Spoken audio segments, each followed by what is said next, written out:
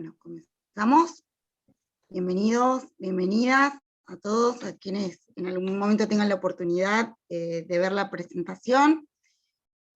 Somos Romina Fuentes y Mariana González, integrantes del Instituto Patagónico de Estudios en Humanidades y Ciencias Sociales, de la Universidad Nacional del Comahue, CONICET, ambas docentes e investigadoras, que nos venimos dedicando hace ya varios años, digamos, y nuestros temas de interés tienen que ver con la migración y la educación específicamente, y hoy contamos con y agradecemos la participación de las compañeras Andrea Sierra, Silvia Ruchut, ¿sí es?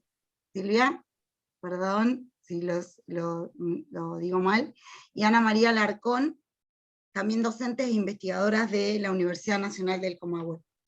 Para nosotros es un placer, un honor juntarnos hoy para debatir, poner en diálogo investigaciones que tienen que ver en este ciclo de conversatorios del IPEX, que han venido desarrollándose. En algún momento también hemos abordado migraciones y salud. En el año 2020, también en el contexto de la primera edición de la ENMA, la Encuesta Nacional de Migrantes en Argentina, y este año también nos convoca, y va a ser parte de una de las dimensiones a abordar en este conversatorio, algunos datos, resultados no, vamos a poner en diálogo algunas de las cuestiones de la ENMA en su segunda edición que se está desarrollando, y que la compañera Mariana González está trabajando en la misma.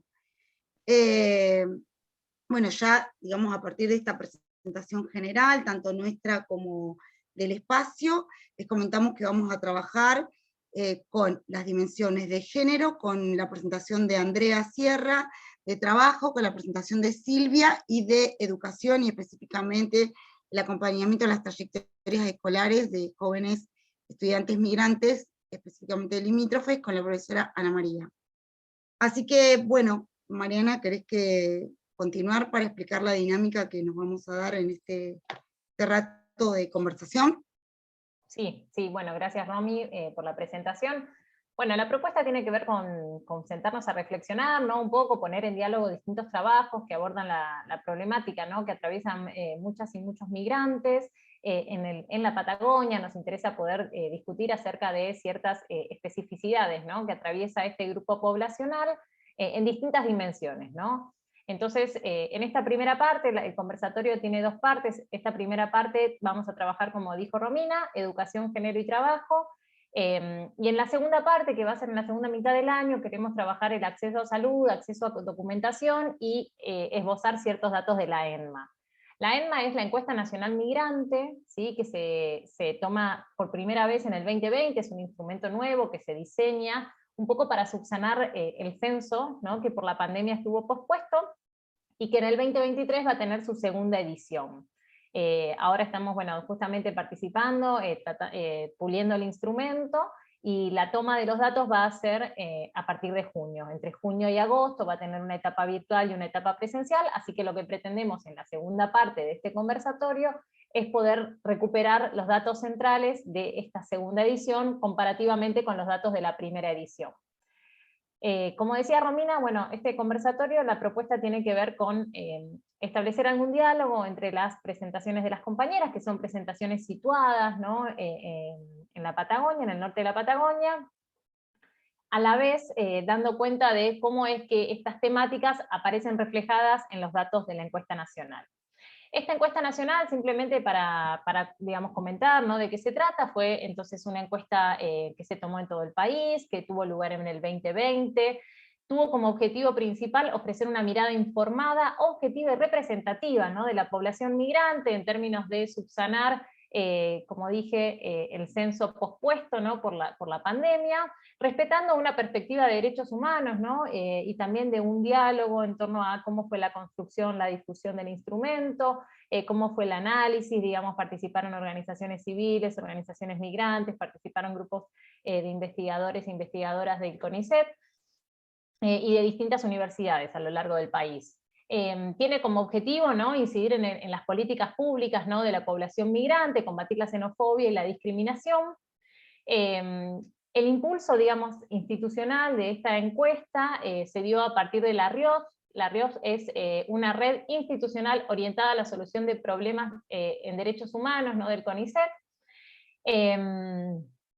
Bueno, y digamos, un poco tenía que ver con, de alguna manera, recuperar datos, digamos, los últimos datos disponibles del censo estaban desactualizados, ¿no? No solo por la cantidad de años que habían pasado desde la última edición del 2010, sino también porque la temática migratoria, digamos, los flujos de movilidades han cambiado mucho en el último tiempo, y porque los datos de la encuesta permanentes de hogares en algún punto no logran representar cabalmente a esta población, están armados solamente para ciertos conjuntos poblacionales, en ciertos conglomerados urbanos, entonces de alguna manera había una vacancia, ¿no?, en términos de la información que brinda la EPH. Bueno, por ello, digamos, se diseña este instrumento, fue un instrumento a modo de encuesta, que fue virtual, fue, como les decía, esgrimido, digamos, construido a partir de un diseño colaborativo. Participaron miembros de la comunidad, de cada una de las comunidades, investigadores e investigadoras. Estuvo muy interesante la aplicación fue no solo virtual, sino que también el diseño estuvo determinado por la técnica de muestreo por cuotas, no probabilístico, es decir, lo que se buscaba era la representatividad de los grupos poblacionales en función de las respuestas requeridas. Entonces había ciertas cuotas por edad y por nacionalidad y por género que queríamos que sean cubiertas en las respuestas obtenidas. También estuvo, una de las novedades es que fue adaptada a distintos idiomas, castellano, wolof, que es la gente de Senegal, digamos, que habla la gente de Senegal, creole, que es lo que habla la gente de Haití, y chino. Y finalmente, digamos, como para situar los datos obtenidos, se obtuvieron casos válidos, algunos de los casos no fueron considerados válidos por las cantidades de respuestas, 3.114 casos, el 44% fueron hombres, el 52% fueron mujeres, y un 2% del colectivo LGTBIQ+. Y sí es importante destacar, y en este sentido, digamos, la presentación en torno a educación se va a ver de alguna manera contextualizada, que fue para personas adultas mayores de 18 años, ¿no? Entonces, los datos que tenemos, en el caso de educación específicamente, remite a sus hijos e hijas, y de lo contrario es más bien representando cuál es la situación de personas adultas en los distintos tópicos que aborda. Así que bueno, si les parece, vamos comenzando entonces con las conversaciones del día. No sé, Romy, si querés presentarla a Silvia para que comience su presentación, y yo contextualizo un poquito sobre trabajo. Dale, perfecto. Ahí justo me está llegando un mensajito de España, una migrante. Estuvo viviendo en Argentina, parece que está siguiendo la presentación por las redes, así que bueno, contenta porque tiene proyección internacional el espacio. También por nuestra compañera, Andrea, en un momento nos va a comentar. Bueno, entonces comenzamos con la presentación de Silvia. Silvia es profesora en Geografía por la Universidad Nacional del Comahue y doctoranda del doctorado en Estudios Sociales Agrarios de la Universidad Nacional de Córdoba. Actualmente se desempeña como docente e investigadora de la Facultad de Humanidades de la Universidad Nacional del Comahue. Es profesora adjunta interina en el área humana del Departamento de Geografía y es codirectora del proyecto de investigación Transformaciones Territoriales en Contextos Extractivistas, Procesos de Desigualdad de Migrantes y del Pueblo Mapuche de la Nor-Patagonia. Y en el día de hoy nos acompaña con su ponencia titulada Migración, Trabajo y Género, reflexiones en torno a la horticultura del norte de la Patagonia. No, Silvia, te escuchamos. Sil, ¿querés que haga un comentario preliminar o te comento los datos recabados de la ERMA? Como vos quieras, no hay problema. ¿Vos querés compartir algunos datos sobre trabajo de la ENMA? ¿Antes o después de tu presentación? Lo que a vos... Bueno, si querés nos dejamos para después. ¿Querés? Dale. ¿Sí? Bueno, les cuento que tengo la sensación de que funciona un poco mal internet, porque las escucho un poco mal, así que avísenme si se me corta, así no estoy hablando. Bueno, en primer lugar agradecerles a Mariana y a Romina por la invitación a celebrar el espacio que se genera acá desde el Núcleo de Estudios Socioantropológicos del IPEX. Y bueno, y la verdad que muy agradecida de la invitación, y por otro lado de compartir con Andrea y con Ana también este espacio en calidad de expositoras. En esta oportunidad, la presentación que yo traigo, presentación, ponencia, reflexiones, notas, algo por el estilo, tiene como objetivo que podamos reflexionar en torno al acceso a derechos de la población migrante, específicamente en torno al acceso al derecho al trabajo, ¿sí? Y específicamente para poder territorializarla, situarla, anclarla con lo que una estudia, con lo que una más o menos viene investigando, anclarla con la producción hortícola, con el trabajo en la producción hortícola, que sostienen principalmente familias migrantes de nacionalidad boliviana, ¿no? Todas estas reflexiones y estas notas van surgiendo a partir de distintas investigaciones que hemos hecho anteriormente, o algunas que están en curso, de distintas experiencias de articulación, de transferencia, que hemos trabajado también con otras organizaciones y con población migrante. Y me propuse organizar esta presentación en dos grandes ejes. En uno primero, poder compartir algunas reflexiones en torno a la normativa vigente sobre la ley de migraciones, ¿sí? Cómo esta regula el acceso al derecho al trabajo para los migrantes que residen en Argentina, y cómo esto implica un cambio con las normativas anteriores, ¿no? Y también pensar cómo a pesar, ya esto es un spoiler, ¿no? Alerta spoiler, a pesar del cambio de normativa y del cambio de paradigma que implica esta nueva ley de migraciones, seguimos encontrando y seguimos viendo que las condiciones laborales en las que se insertan la mayoría de los migrantes en Argentina se caracterizan por la precariedad, por la vulnerabilidad y por la inestabilidad. ¿Cómo sabemos esto? Gracias a los resultados de la ENMA 2020, ¿no es cierto? Que, como bien dice Mariana, nos permiten actualizar un poco la información que ya teníamos del censo 2010, ¿sí? Y que por eso los traía a colación en este momento. Y un segundo eje de discusión que tenga más que ver con datos obtenidos de primera mano a partir de estas entrevistas, de estos registros de campo, de estas indagaciones que hemos hecho a los proyectos de investigación, y que van a dar cuenta las condiciones que adquiere el trabajo en la producción hortícola. Y por eso ahí entra lo del género, no con la intención de quitarle nada de la presentación de Andrea, sino porque es imprescindible analizar el trabajo y el trabajo rural intersectado con el género, ¿no? Entonces, cómo ahí vamos a poder encontrar cómo esta intersección del género se plasma no solo en una división de tareas, sino en una división espacial, cómo se generizan las tareas, cómo se generiza el espacio, ¿verdad? Eso a modo de introducción, y bueno, y como para empezar ya con la presentación, quizás alguien pueda llegar a preguntarse por qué esta gente sigue hablando de migración, ¿no? Si los migrantes están en Argentina, están bien, llegan, ¿no? Vieron que son múltiples los comentarios, los discursos que tienen que ver a veces con eso, ¿no? Si acá trabajan, si acá están bien, ¿por qué siguen hablando de migración? Yo creo que sigue siendo importante hablar de migración, sigue siendo importante en este contexto, frente a cualquier eventual avasallamiento de la derecha en nuestro país. Me parece que es sumamente seguir pensando en la migración como parte indeleble de nuestra historia demográfica, como parte imprescindible de la construcción social y espacial de la Argentina. Y es importante hablar de los sujetos y las sujetas que encarnan esa migración, que son los migrantes, ¿no? Y las migrantes. Por eso me parece relevante este espacio, me parece relevante que las compañeras del núcleo del IPEX estén pensando en hacer estos conversatorios y en poder, por lo menos, poner en tensión estas temáticas, ¿no?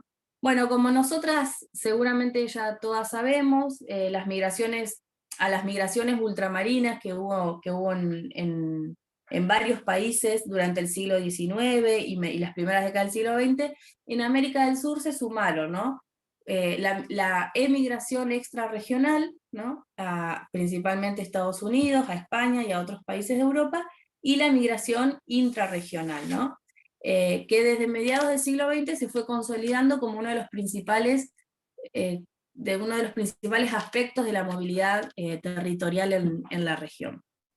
Dentro de estas dinámicas de movilidad que se observan en América Latina y específicamente en América del Sur, María Inés Paseca dice: predominan los movimientos entre países vecinos, ¿verdad? Particularmente desde Bolivia, Paraguay, Perú, Chile, hacia Argentina, desde Colombia hacia Venezuela, desde Bolivia, Perú hacia Chile, y más recientemente desde Venezuela hacia Colombia, Ecuador, Perú, Chile, Argentina y Brasil, ¿no? Me interesa siempre seguir pensando en términos territoriales, en términos escalares, ¿no? Como la lógica de las migraciones en América del Sur no puede ser entendida desde los lentes de la migración a escala global, ¿no? Generalmente se estudia, se piensa, o se habla mucho de la migración en términos globales, ¿no? De ciertos destinos, de ciertos países receptores, de ciertos países expulsores, ¿verdad? Pero los autores y las autoras que trabajan sobre estos temas nos ayudan a pensar que las características de la movilidad de América del Sur tienen rasgos singulares, y bueno, y algunos de estos son los que decía la autora en este texto, ¿no? Argentina emerge como un ejemplo de esa singularidad, ¿verdad? En el contexto de América del Sur, ¿sí?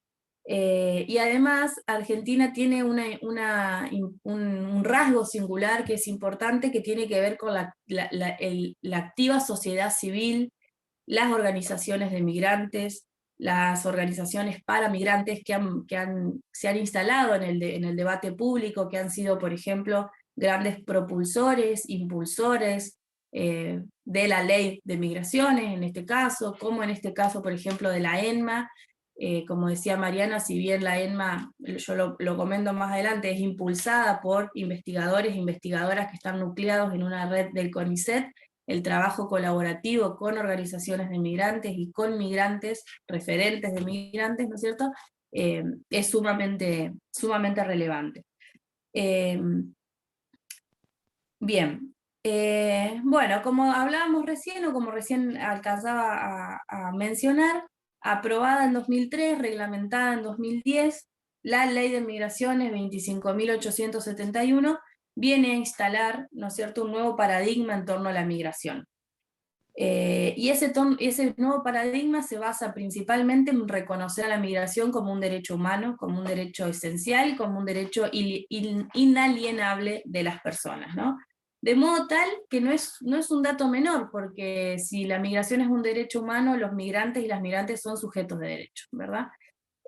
Parece una obviedad, parece una pavada lo que uno dice con ese juego de palabras, pero no es una pavada, ¿no? Y no es una pavada porque veníamos de más de 130 años de normativas que tendían a ser selectivas, que tendían a ser persecutoras y negadoras de derecho hacia la población migrante, ¿no? Como la Ley Avellaneda de 1876, que tenía ese objetivo de poblar el territorio, de generar el desarrollo, ¿no? Fomentaba y promovía el ingreso de población, pero de población europea, ¿no es cierto?, que trajera consigo ideas, conocimientos de la Europa blanca, de la Europa civilizada, de la Europa moderna, ¿no? Pero en ese contexto el migrante europeo se convirtió como un sujeto deseable para la Argentina, pero en ese momento no llegaba solo migración europea a la Argentina, y llegaba migración regional. Entonces la migración regional se fue consolidando como un problema frente a la migración europea, y por ende los migrantes regionales como un problema que el Estado también tenía que resolver, ¿verdad? Más adelante, como ya sabemos, la Ley Videla de 1981 no cambia mucho las cosas, basada en una doctrina de seguridad nacional surgida en el marco de la última dictadura militar, buscaba promover esa migración europea para consolidar el patrimonio nacional. Prohibía a los migrantes que estuviesen en situación irregular trabajar, y obligaba a las reparticiones públicas del Estado y a los empleadores a denunciar las situaciones irregulares de los migrantes. Se permitía la expulsión, la detención, sin que interviniera el Poder Judicial. Y el Estado fue en este momento un gran productor de irregularidad, ¿no? El Estado fue generando distintos obstáculos para que la población migrante pudiese acceder a la regularidad migratoria, y la irregularidad migratoria era considerada un delito, de modo que los y las migrantes eran los responsables de esa desigualdad que provocaba el mismo Estado, ¿verdad? Entonces, considerando estos antecedentes, una diría, la sanción de la ley de migraciones es un cambio verdaderamente de paradigma en términos en materia de migración, y no solamente por considerar a la migración como un derecho esencial e inalienable, sino porque el Estado muta de ese rol, persecutor, sancionador, controlador, para buscar garantizar derechos, promover la regularidad y la integración de la población migrante.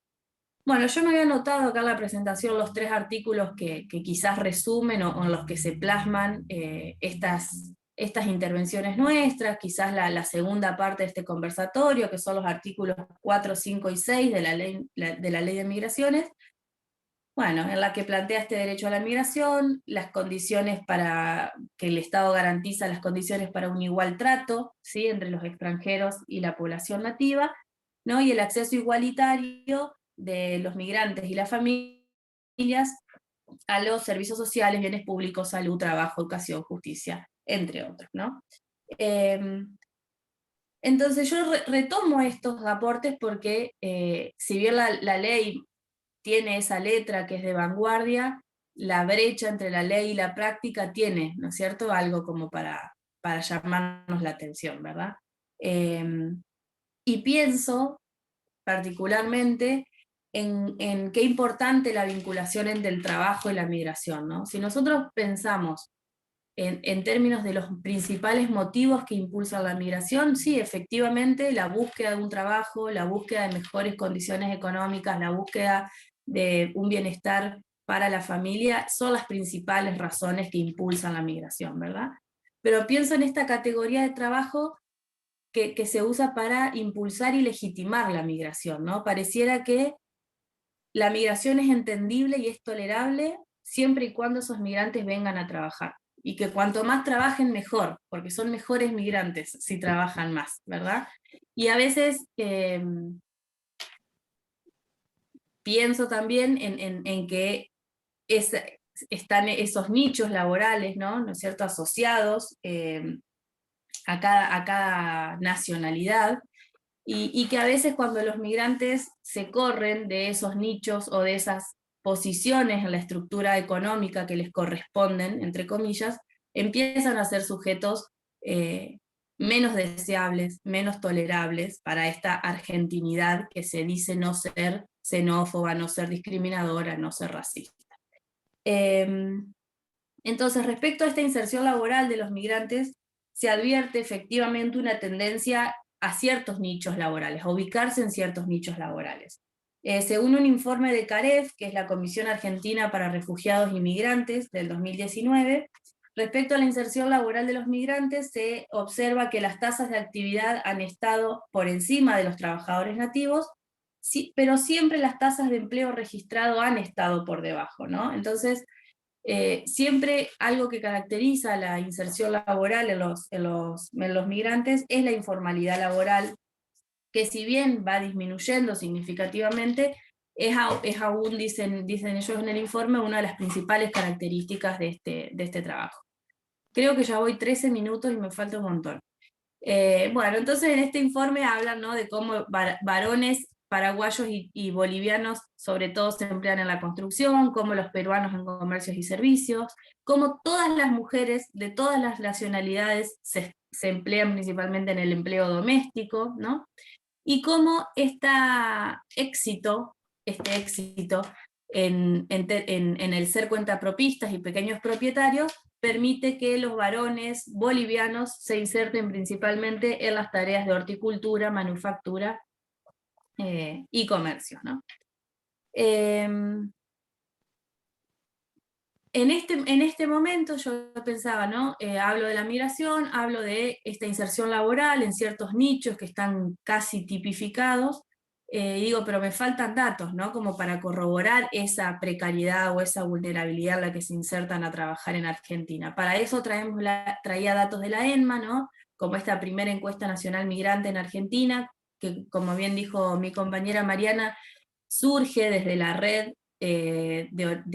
institucional para solución de problemas del CONICET, dentro de esa red un eje que se llama migración y asilo, y del cual surge o se impulsa la generación de esta primera encuesta nacional migrante de la Argentina, que plantea, ¿no? Vamos directamente a algunos resultados.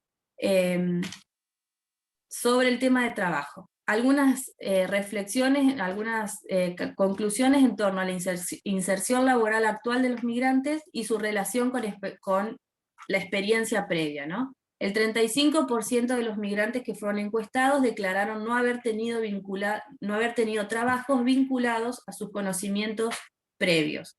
Y los principales motivos que plantean, por los cuales tuvieron ese tipo de trabajos, tienen que ver con la imposibilidad de conseguir trabajo, la edad, las demoras en los trámites de convalidación de los títulos, ¿no? Y la discriminación sufrida por su condición de extranjería. La situación de vulnerabilidad laboral de los migrantes se encuentra vinculada a la inestabilidad del empleo, al subempleo o al desempleo, ¿sí? De la ENMA salen los resultados de que dentro de esas categorías se puede decir que el 16% respondió realizar changas o trabajos esporádicos, un 4% realiza trabajos de temporada o estacionales, hay un 6% que declaró realizar trabajo no remunerado, ¿sí? Y un 11% que se encuentra buscando trabajo, ¿no? Que no tiene trabajo pero se encuentra buscándolo. Entonces, de esa sección de preguntas, la ENMA en el anuario estadístico termina concluyendo que finalmente un 37% de la población señaló que su situación laboral es inestable o que se encuentra desocupada, ¿no? Me parece que es un dato interesante a considerar. Ahora, si nosotras atravesamos esto por el género, ¿sí? Vamos a ver que hay diferencias y que son marcadas esas diferencias. Después, para quienes nos estén viendo y quisieran compartir, les podemos compartir el anuario estadístico donde están estos gráficos. Pero, por ejemplo, entre las mujeres existe una mayor propensión al trabajo no remunerado, es decir, de quienes respondieron en la encuesta, un 14% que dijo tengo un trabajo no remunerado fueron mujeres, mientras que ante esa respuesta hubo 0% de varones, ¿sí? Es decir, el trabajo remunerado, no remunerado, en esta encuesta fue cayendo principalmente sobre las mujeres. Y complementariamente, hay una menor inclinación de las mujeres hacia los trabajos independientes, ¿sí? La mitad de los varones, el 17% de las mujeres responden que realizan trabajo de forma independiente, mientras que en esa misma categoría fue un 34%, es decir, el doble de respuestas respecto a varones, ¿sí? Y las mujeres se encuentran doblemente afectadas por el desempleo, es decir, en esas respuestas, la cantidad de respuestas de mujeres fueron el doble que las de varones en términos de quienes estaban desempleadas. Otra característica que me interesa retomar de la ENMA es que los años de residencia en el país se asocian inversamente con el empleo informal, esporádico y con el desempleo. Es decir, cuanto menor es la cantidad de años de residencia, ¿sí? Cuanto más poco hace que llegaste a la Argentina, mayores son las posibilidades y las reales, ¿verdad?, de estar en trabajos precarios, informales y no registrados, ¿sí? Dicen las autoras del anuario, ¿no?, que con menos años de residencia en el país, las personas con menos años de residencia en el país se han visto expuestas a mayor situación de precariedad. Puede ser por no haber obtenido aún la regularidad migratoria, por tener un acceso limitado a las redes sociales, ¿verdad? O por también sufrir abuso de sus empleadores, A medida que pasa el tiempo, esa situación va mejorando, ¿sí? la participación en empleos en relación de dependencia va mejorando, pero también hay que decir que el hecho de que las personas migrantes cuenten con un trabajo en relación de dependencia no garantiza que esto sea estable, que sea formal, que sea registrado, ¿verdad? Bueno, voy a ir adelantando algunas cuestiones para no robar más tiempo. Otro de los puntos a reparar es que el registro de la actividad laboral principal según la nacionalidad de origen también muestra algunas cuestiones interesantes, ¿no?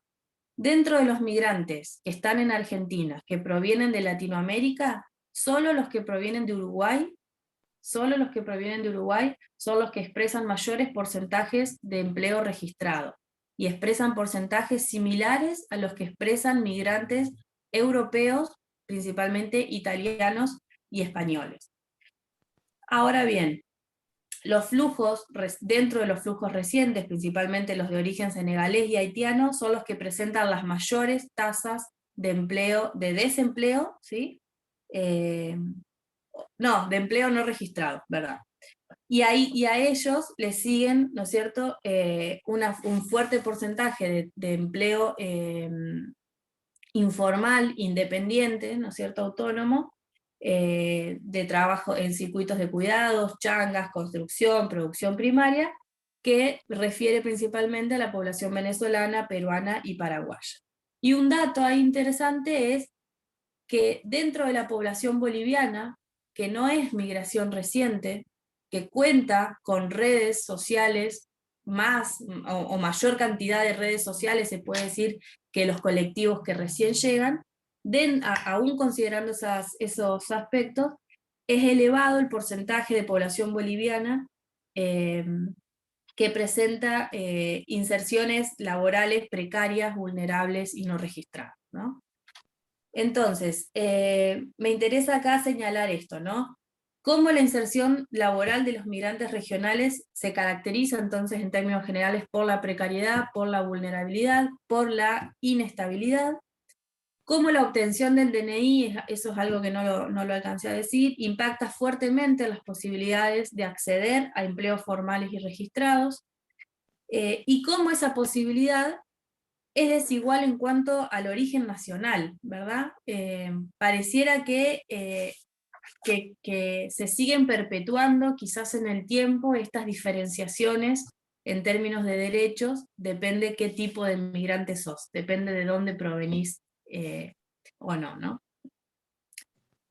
Ahora para pasar, bueno, rápidamente al segundo eje de trabajo, a mí me interesaba presentarles que a partir de los distintos proyectos de investigación en los que hemos trabajado junto con Verónica Tirpin, que es la directora del instituto y mi compañera ahora en el equipo de investigación, tanto en Valle Medio, la provincia de Río Negro, como en el Alto Valle de Río Negro y Neuquén, hemos venido trabajando acerca de la producción hortícola, en vinculación con las personas que sostienen esta producción, que son familias de nacionalidad principalmente boliviana, ¿verdad? ¿Por qué venimos o por qué traemos a colación estas investigaciones en este conversatorio y después de toda esta introducción? Porque el trabajo, la producción hortícola también adquiere características, ¿no? Ciertas características. Y que a mí me interesaba poder mostrárselas atravesadas con el género. Entonces, al igual que en casi todos los sistemas hortícolas del país, en Valle Medio, en el Alto Valle de Río Negro y Neuquén, son las familias bolivianas las que sostienen principalmente la producción hortícola, ¿no? Como algunos autores llaman, conformando, ¿no es cierto?, este nicho laboral que ya, ¿no es cierto?, destinado a migrantes en este caso. Nosotras observamos en las distintas registros y trabajos que es intenso el trabajo en la chacra, todas las actividades que se necesitan para poner a producir la chacra, y entendemos que al interior de la producción, yo había pensado esto, plantearlo así, ¿no? El trabajo en la chacra, en la producción, y el trabajo en la comercialización. Y ambos así atravesados por el género. Entonces, como para reordenarme, el trabajo en la chacra, en la producción, en sí misma producción, y en la comercialización. Entonces, nosotros vamos a la chacra y vemos que hay trabajos de varones y trabajos de mujeres. Esto no es una novedad, la división sexual del trabajo es conocida. En el trabajo agrario aún mucho más se hace presente esa división.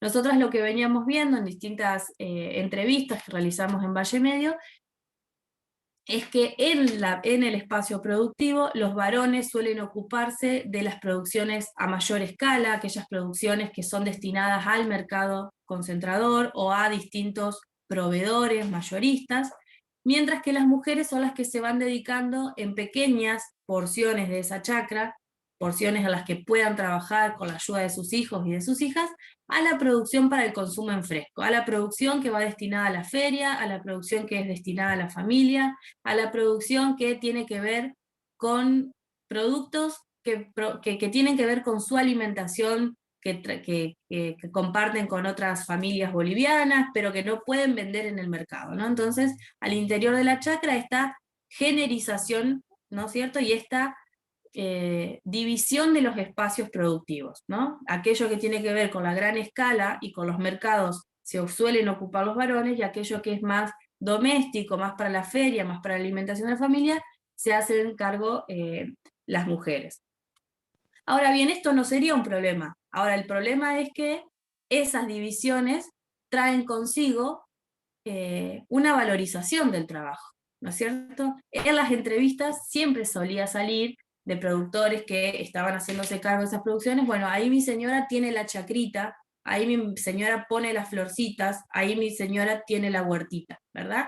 Cuando la producción es esa y sostiene la alimentación familiar y sostenía diariamente el ingreso a través de la venta a las ferias, ¿no?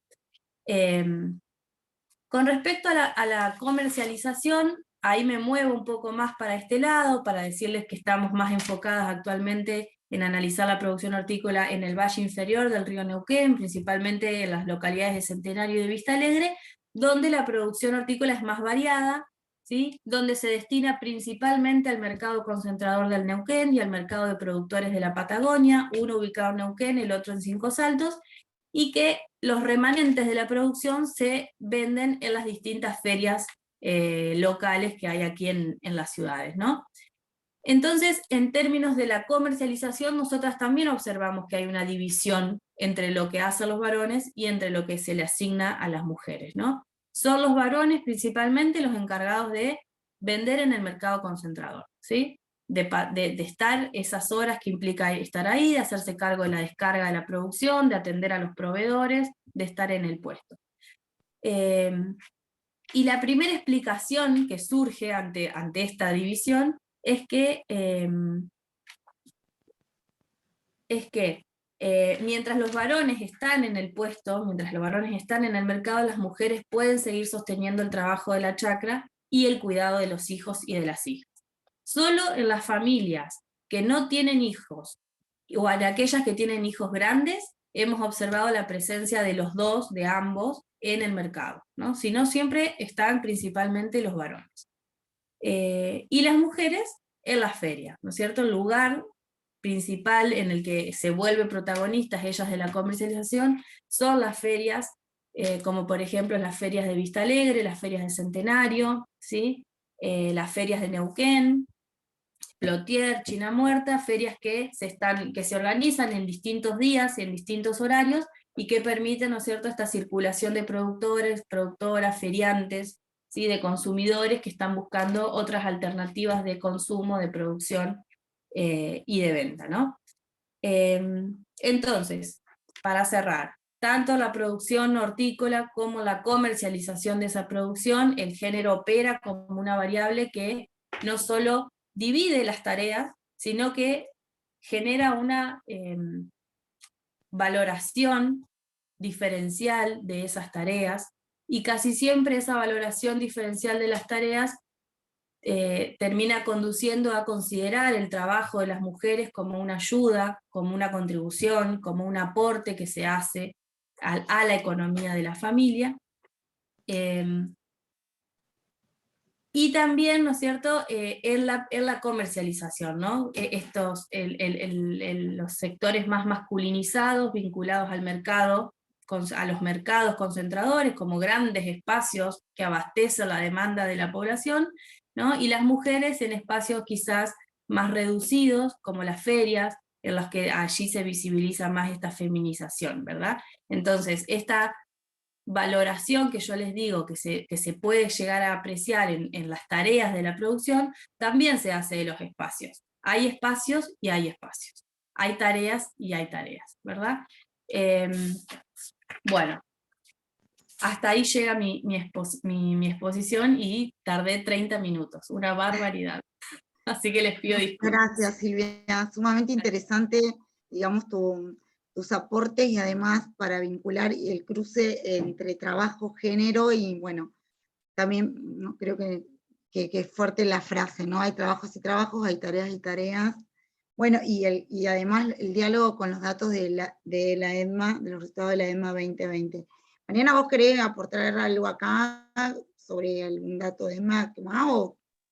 Mira, bueno, Silvia la verdad que recuperó centralmente también el recorte que yo también había hecho, así que sí, le estuvo buenísimo. Perdonamos la extensión porque fue sumamente interesante. Sí, lo único, digamos, que también releva la EMMA, ¿no? Tiene que ver con pensar la distribución de los circuitos, ¿no? Que se observa entre mujeres y varones.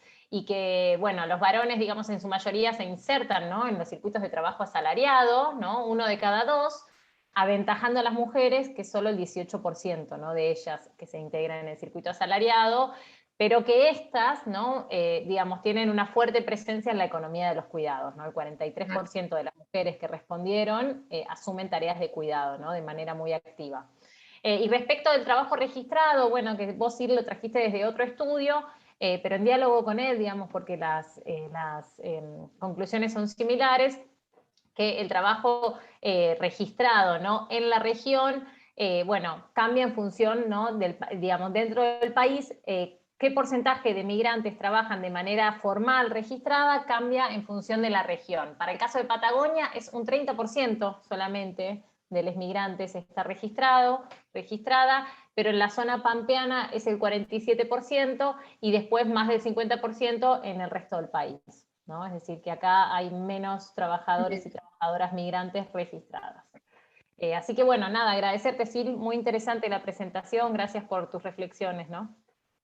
Sí, además me quedo pensando en que la cuestión del género, más allá de que abordemos distintas cuestiones, va a ser hoy una discusión como central, me parece, o sea, ver algo que va a ser transversal. También en el caso de educación. Bueno, y por supuesto ahora, sí, con la centralidad del trabajo de Andrea Sierra, pasamos a presentarla. Andrea es psicóloga, magíster en investigación e intervención psicosocial, doctoranda en género por la Universidad Nacional de Córdoba, es migrante colombiana, docente e investigadora de la Facultad de Ciencias de la Educación, de la Universidad Nacional del Comahue, y docente en nivel medio de talleres de educación sexual integral en la ciudad de Neuquén. Hoy nos acompaña con su ponencia titulada Migración y Género, relatos situados del devenir mujer. ¿No? Adelante, André. Bueno, gracias Romina por la presentación y gracias por supuesto a Mariana y a Romina y también al Instituto por facilitar estos espacios y favorecerlos tan necesarios, ¿no? En el encuentro de, vernos, conversar sobre esto que pasa, sobre esto que nos atraviesa y que también se convierte en estas discusiones urgentes para abordar. Así que gracias por propiciar estos espacios. Y muchas gracias, Silvia, por tu presentación, además bastante introductoria y organizativa de esto que, como bien indicaba Romina, tiene que ver con el género como algo estructurante de estas experiencias migratorias. Así que gracias, Sil, porque me condicionaste toda la introducción para poder pensar justamente esta categoría de género en las trayectorias migratorias.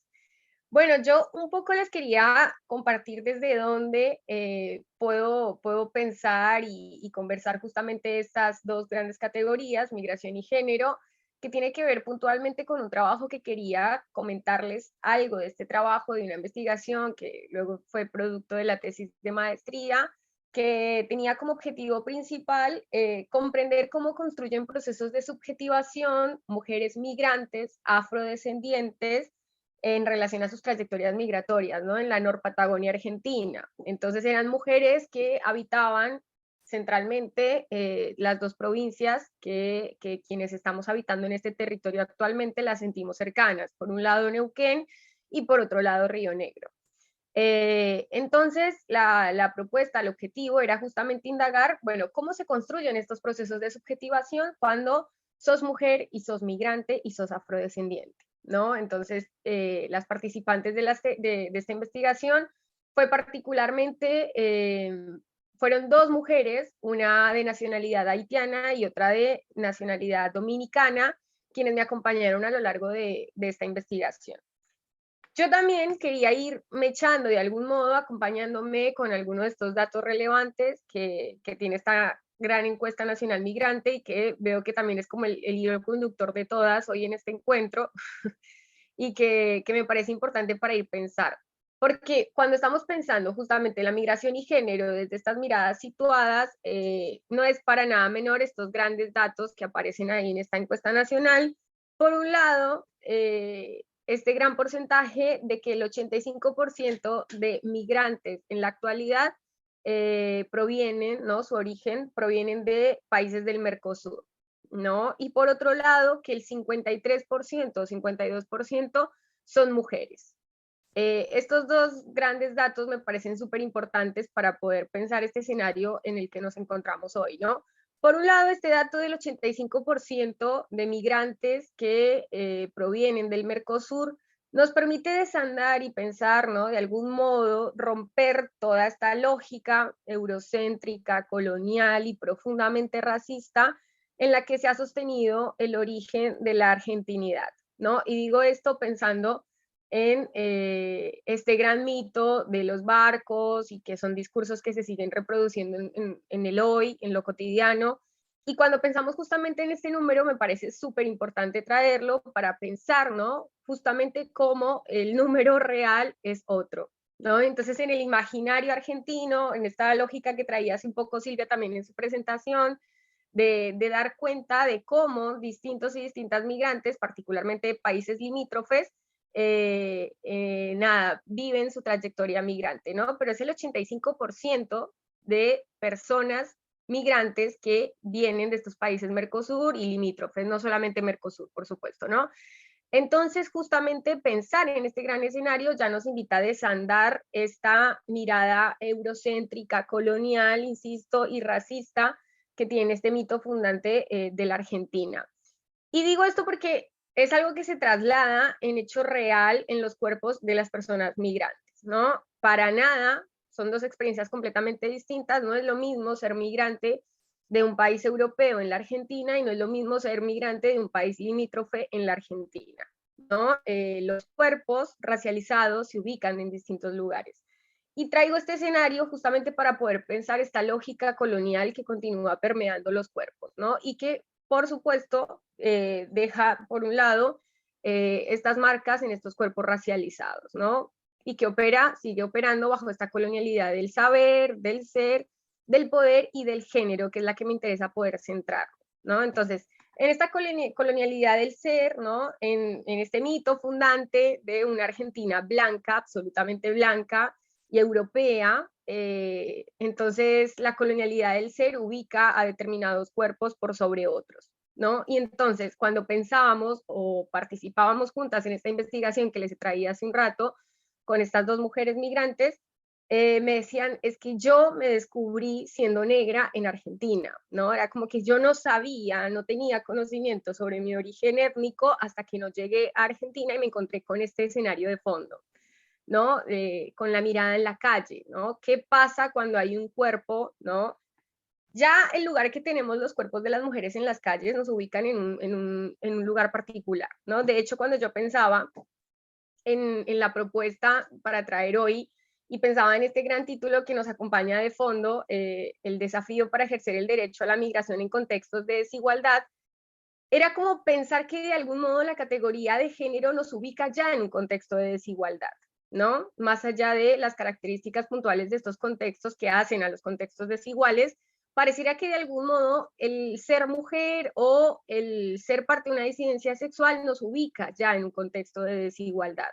Entonces, justamente poder pensar estas distintas trayectorias de mujeres, migrantes, afrodescendientes, es ya ubicarlas en este contexto de desigualdad, que como bien indicaba Silvia hace un rato y Mariana, con los datos que traían de la encuesta nacional migrante, opera de forma real, por ejemplo, en el acceso a los derechos, ¿no? Y en estos circuitos de lo laboral, lo académico, la salud y demás, que como también indicaba Silvia, con la Ley Nacional de Migración, entonces, les migrantes tenemos derecho, por supuesto, a acceder a la educación, a la salud, al empleo, aunque alrededor sigan existiendo estos discursos y narrativas que buscan de algún modo culparnos de todo lo malo que pasa en el país, y entonces venimos a robar el empleo, venimos a robar la salud, la educación, etcétera, pero es el derecho, ¿no? El derecho que como cualquier otro argentino pareciera que tenemos, pero en la realidad concreta no pasa de esta manera, como bien enunciaba Silvia, y esto se acentúa de una forma mucho más profunda cuando además se intersecciona la categoría de género y etnia, ¿no?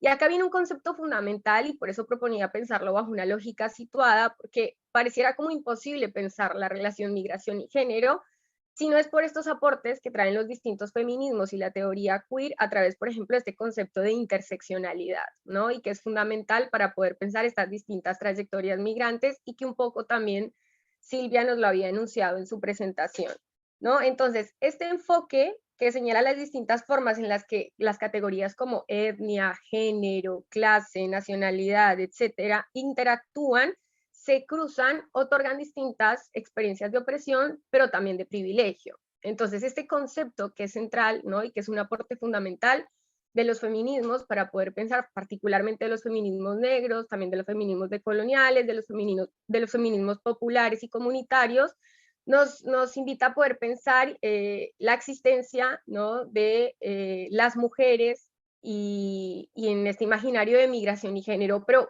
¿qué mujer? ¿De qué estamos pensando cuando pensamos en la idea de género, ¿no? Y particularmente en la investigación que yo les traía hace un rato, porque empezamos con el dato de que el 85% de migrantes respondían a un origen de países del Mercosur o países limítrofes, ¿no? Entonces ahí ya claramente estamos hablando de migrantes que no son europeos, ¿no? Y este no es un dato menor, insisto, bajo este imaginario en la Argentina, pero que pareciera que por donde vamos hay que repetirlo, ¿no? Porque siempre, cada vez que se escucha una tonada que no es la Argentina, es como, ay, ¿de dónde sos? Y luego empieza, ay, porque mi abuelo, porque mi bisabuela, porque Italia, porque España, y porque esos eran los migrantes, los verdaderos migrantes, ¿no? Y porque esos son los migrantes a los que no hay que cuestionarles el acceso a ningún derecho. Entonces, cuando decimos que hoy los números nos muestran que la ola migratoria, porque se habla de la gran ola migratoria europea, y cuando mostramos que los números hoy nos hablan de una ola migratoria que no es europea, bueno, cambia un poco la realidad, pero pareciera que hay que estar diciéndolo de forma constante, ¿no?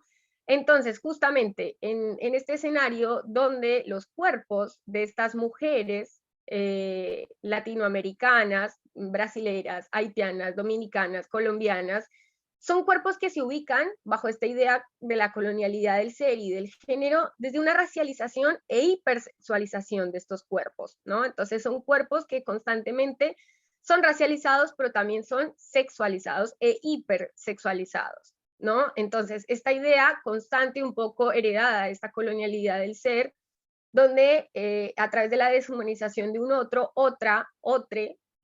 yo puedo acceder a estos cuerpos, ¿no? Cuerpos accesibles se muestran de manera constante y esto lo podemos ver en el acoso callejero que sufrimos las mujeres y demás, pero que insisto, en la intersección entre la etnia, la nacionalidad, la clase, son experiencias particulares y puntuales que se otorgan, ¿no? Distintos lugares de opresión, son cuerpos que constantemente son hipersexualizados. Entonces, en esta división del trabajo que contaba hace un ratito Silvia, esto tiene consecuencias reales en las vidas de las personas y en los derechos a los que acceden, ¿no? Entonces, en la división de los trabajos, en el derecho a la educación, a la salud. Estas mujeres que participaron en mi investigación, por ejemplo, narraban un poco esta idea de cómo salir a la calle se convierte en todo un desafío en la cotidianidad misma de estas mujeres migrantes, ¿no? Salir a la calle, solo eso, o sea, salir a la calle y ser objeto de la mirada, ser objeto del comentario, ser objeto de la violencia, ¿no? Permanente que siguen sufriendo estos cuerpos a través de esta hipersexualización de un otro otra, y que, insisto, bajo esta teoría de la colonialidad responde a estos niveles en los que opera la colonialidad, ¿no? Desde esta época de la colonización, donde en la jerarquización de los cuerpos, entonces el cuerpo afrodescendiente y de mujeres estaba en un último eslabón y aparecía como estos cuerpos accesibles y demás.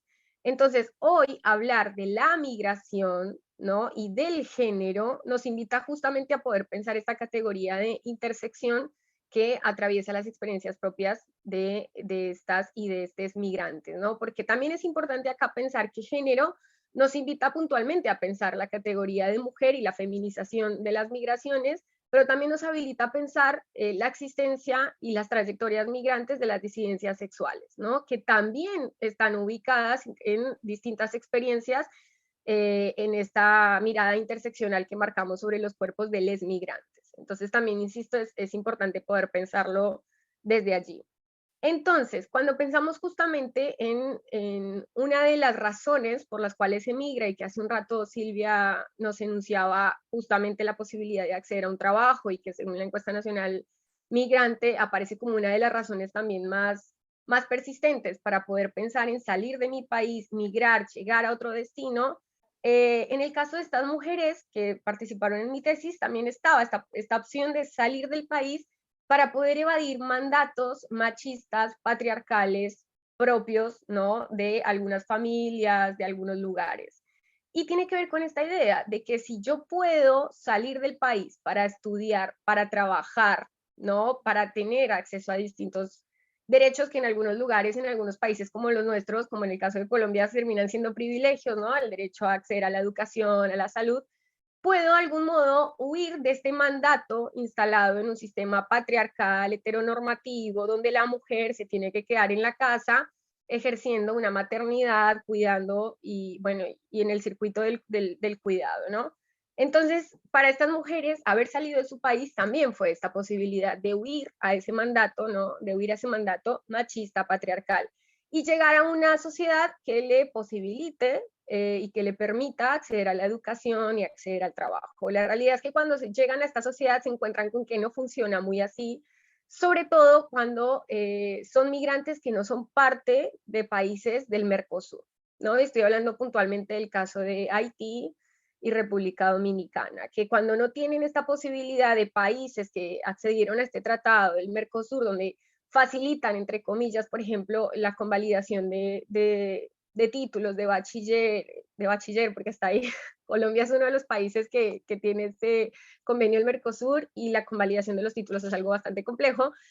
Pero bueno, el acceso al DNI, por ejemplo, ¿no? Que es este principal o primer gran trámite que enfrentan los migrantes en la Argentina. El acceso al DNI tiene distintos requisitos que se van a ir modificando y cambiando en función de si el país tiene o no este convenio con el Mercosur.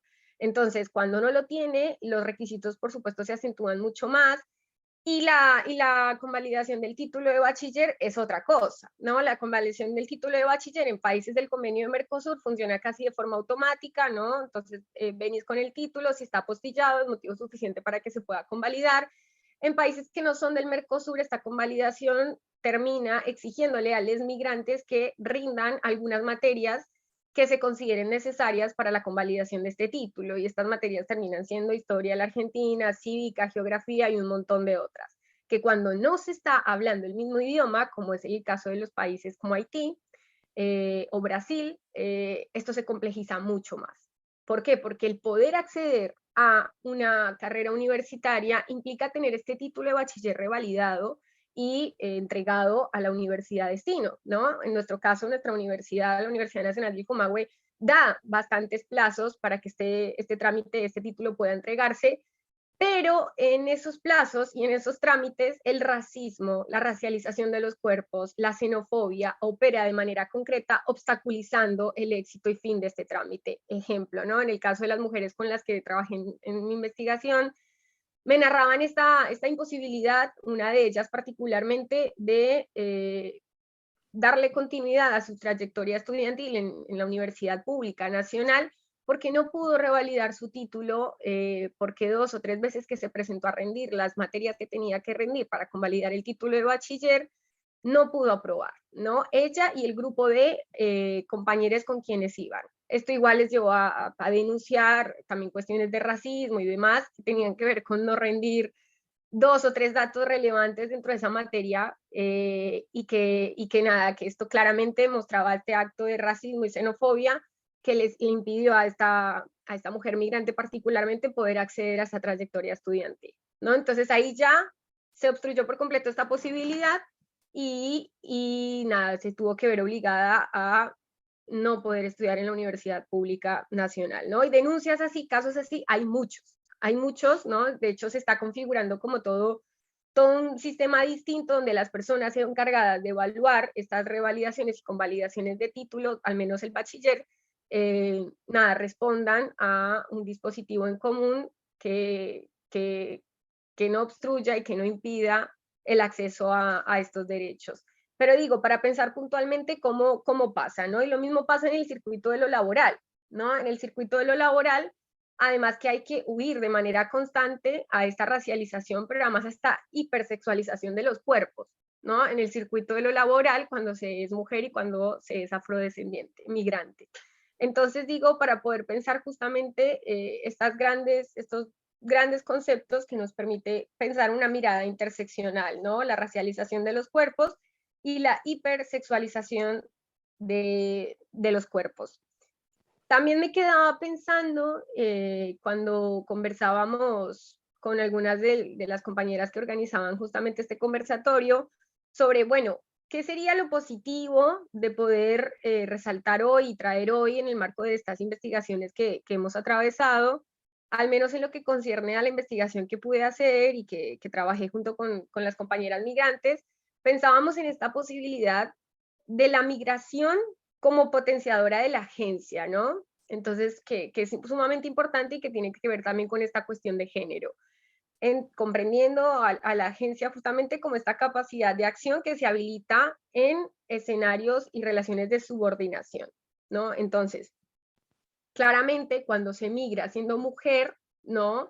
Esto ya te posiciona en un lugar de opresión por todo esto que venimos conversando, pero también cuando se migra siendo mujer afrodescendiente, te ubica en otro lugar de opresión, ¿no? ¿Y cómo salir de ahí?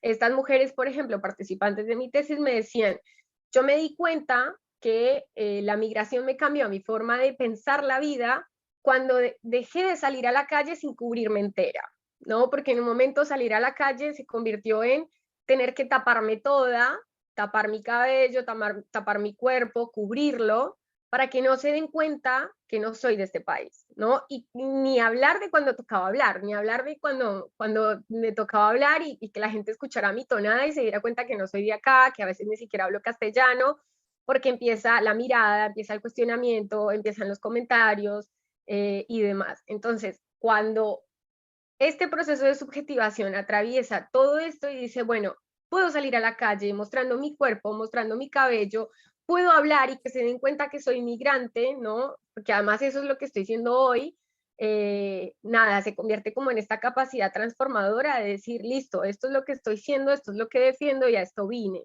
¿no? Y se convierte como una parte estructurante de estas trayectorias migrantes de defender este proyecto migratorio ante todos estos obstáculos, ante toda esta mirada, ante toda esta racialización permanente y constante. Y ahí viene un concepto que es fundamental también para poder pensar, digo, en el marco de esta mirada situada y los feminismos decoloniales, particularmente el feminismo afro-brasilero, y es el concepto de doloridad. Este concepto de doloridad que un poco lo retoman desde el concepto de sororidad, ¿no? Este concepto también de los feminismos, para poder pensar cómo estas cuestiones que tienen que ver en el marco de esta mirada interseccional otorgan este lugar de dolor, como el dolor como algo común, ¿no? La sororidad como este encuentro común entre mujeres que nos acompaña, que nos permite estar ahí, saber que estamos en todo momento, y la doloridad también, como este encuentro común, ¿no? Pero con un dolor particular. Por eso sale de los feminismos también afrodescendientes, para poder pensar que la sororidad no alcanza para pensar justamente la existencia de estas mujeres, y que la doloridad entonces se convierte en este escenario en común, ¿no? Donde poder pensar esto. Cuando hablábamos con las participantes de mi tesis, pensábamos en este concepto de doloridad, ¿no? Cómo migrar duele, cómo el dolor es algo que va atravesando permanentemente la trayectoria migrante, desde el momento en el que decides tomar la decisión, desde el momento en el que te subes a un avión, pero en el momento mismo en el que vas atravesando toda la trayectoria migrante, y digo, más allá de la nostalgia, más allá del extrañamiento y de estas cuestiones que van permanentemente acompañadas de las trayectorias migrantes, atravesar esta sociedad, ¿no?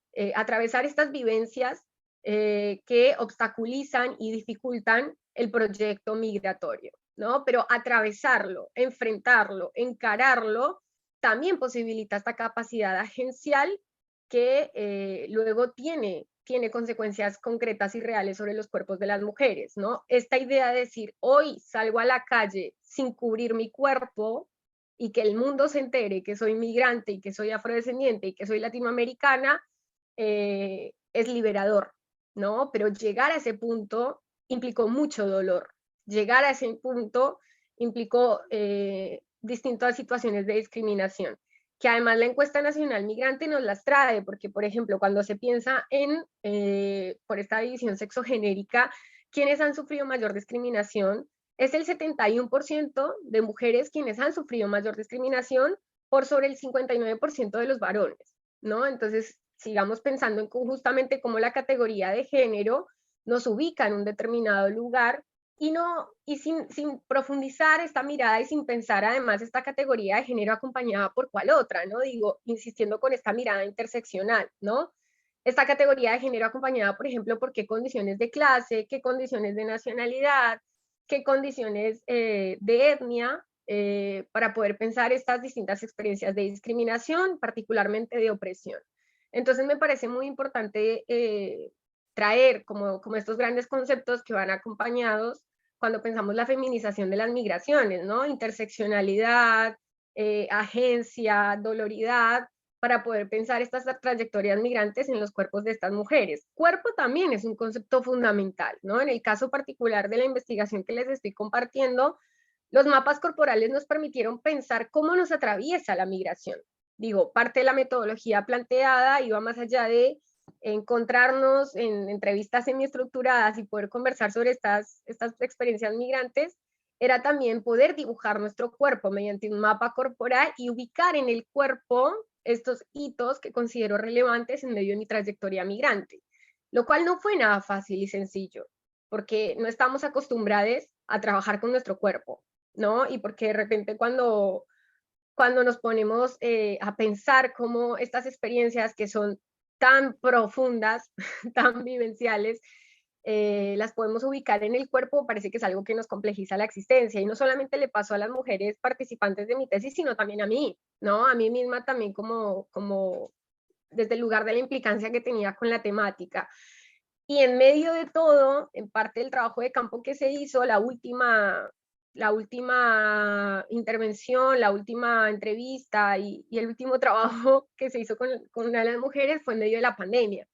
Entonces, poder trabajar el cuerpo en medio de este contexto que fue pandémico también se convirtió en un desafío permanente, pero que salió también de una forma bastante innovadora, que nos siguió invitándonos a pensar en qué puede el sujeto que investigamos, ¿no? Digo, porque la idea de trabajar mapa corporal es que una investigadora pueda dibujar la silueta de la participante, y ahí la participante empieza a ubicar estos distintos hitos de su trayectoria migratoria. En la pandemia esto no se pudo hacer porque yo no podía estar con la participante en la presencialidad misma, así que ella lo que hizo fue hacerlo con PDFs y empezó a juntar fragmentos de imágenes para dibujar su propio cuerpo, y salieron cosas asombrosas que tienen que ver justamente con este contexto de fondo que les narraba de la colonialidad, de este eurocentrismo, de la interseccionalidad. Así que bueno, fue también muy interesante lo que fue aconteciendo cuando pensamos en el cuerpo, ¿no? Y cómo el cuerpo es este primer gran escenario que vive toda esta racialización e hipersexualización. Entonces digo, esto como fundamental para poder pensar la migración y el género, ¿no? Particularmente en mujeres, pero por supuesto siempre habilitando también la pregunta a otras disidencias sexuales, desde esta mirada interseccional. Así que bueno, esa sería mi intervención, espero no me haya extendido mucho. A diferencia de Sil, no tomé el tiempo, lo iba a hacer y se me olvidó. Y nosotras tampoco, me parece, ¿no, Mariana? Estamos como re atentas al que con un montón de aportes, después lo conversamos desde la categoría doloridad novedosa y después esta cuestión metodológica del mapa corporal, re interesante. Bueno, y además interesante cómo van dialogando los distintos trabajos, ¿no? Presentados de Silvia, de Andre. Marian, ¿vos querés comentar algo de ENMA y género o te parece que... Nomás, sí, para hacer como alguna reflexión preliminar, ¿no? De cómo, porque digo, estamos pensando, ¿no? El conversatorio tiene que ver con pensar el derecho a la migración en contextos de desigualdad, ¿no? Y cómo la desigualdad está atravesada por estas dimensiones y que en definitiva se intersectan, ¿no? No tiene que ver únicamente con un factor, con el género, con la nacionalidad, sino cómo van configurando de alguna manera como redes de vulnerabilidad en el acceso a los distintos derechos que estamos viendo. Digamos, dentro de lo que es la ENMA, por ahí sí, a mí me gustaría como destacar que tiene que ver con, justamente con un reconocer, ¿no? A las poblaciones LGTBQI+, porque bueno, tuvieron, si bien la representación fue del 2%, es decir, que fueron pocos casos, como les dije, había alrededor de 3.100 casos positivos, digamos, que fueron respuestas acabadas de la encuesta, solamente 81 personas se reconocieron dentro de este colectivo, pero que me parece que es un acierto empezar a incluirlo, digamos, esto tiene que ver con un avance metodológico, digo, así como recién la ponencia de Andrea nos comentaba, ¿no? Acerca de nuevas técnicas, ¿no? Y cómo la pandemia también nos fuerza a pensarnos, ¿no? Desde nuestra tarea, los instrumentos creo que también tienen que hablar de estos reconocimientos. Digamos, sí por ahí algún hallazgo que tiene que ver con esta población, ¿no? Particularmente, que creo que también tenemos que señalarla.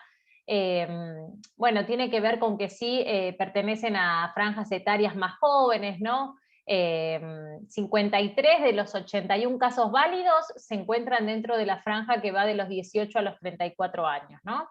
Sí, un dato interesante que creo que nos invita a seguir pensando, ¿no? desde la tarea académica sobre todo, es seguir construyendo, ¿no? Los datos, porque la ENMA arroja un dato interesante, novedoso, que es que 7 de cada 10 personas que se representan en este colectivo se cuentan con una educación universitaria, ¿no? Sea completa o incompleta. Y esto es un hallazgo interesante porque los datos con los que contamos justamente marcan lo opuesto, que es gente con menor alcance educativo, ¿no? Debido a todas estas vulneraciones, ¿no? del acceso al derecho.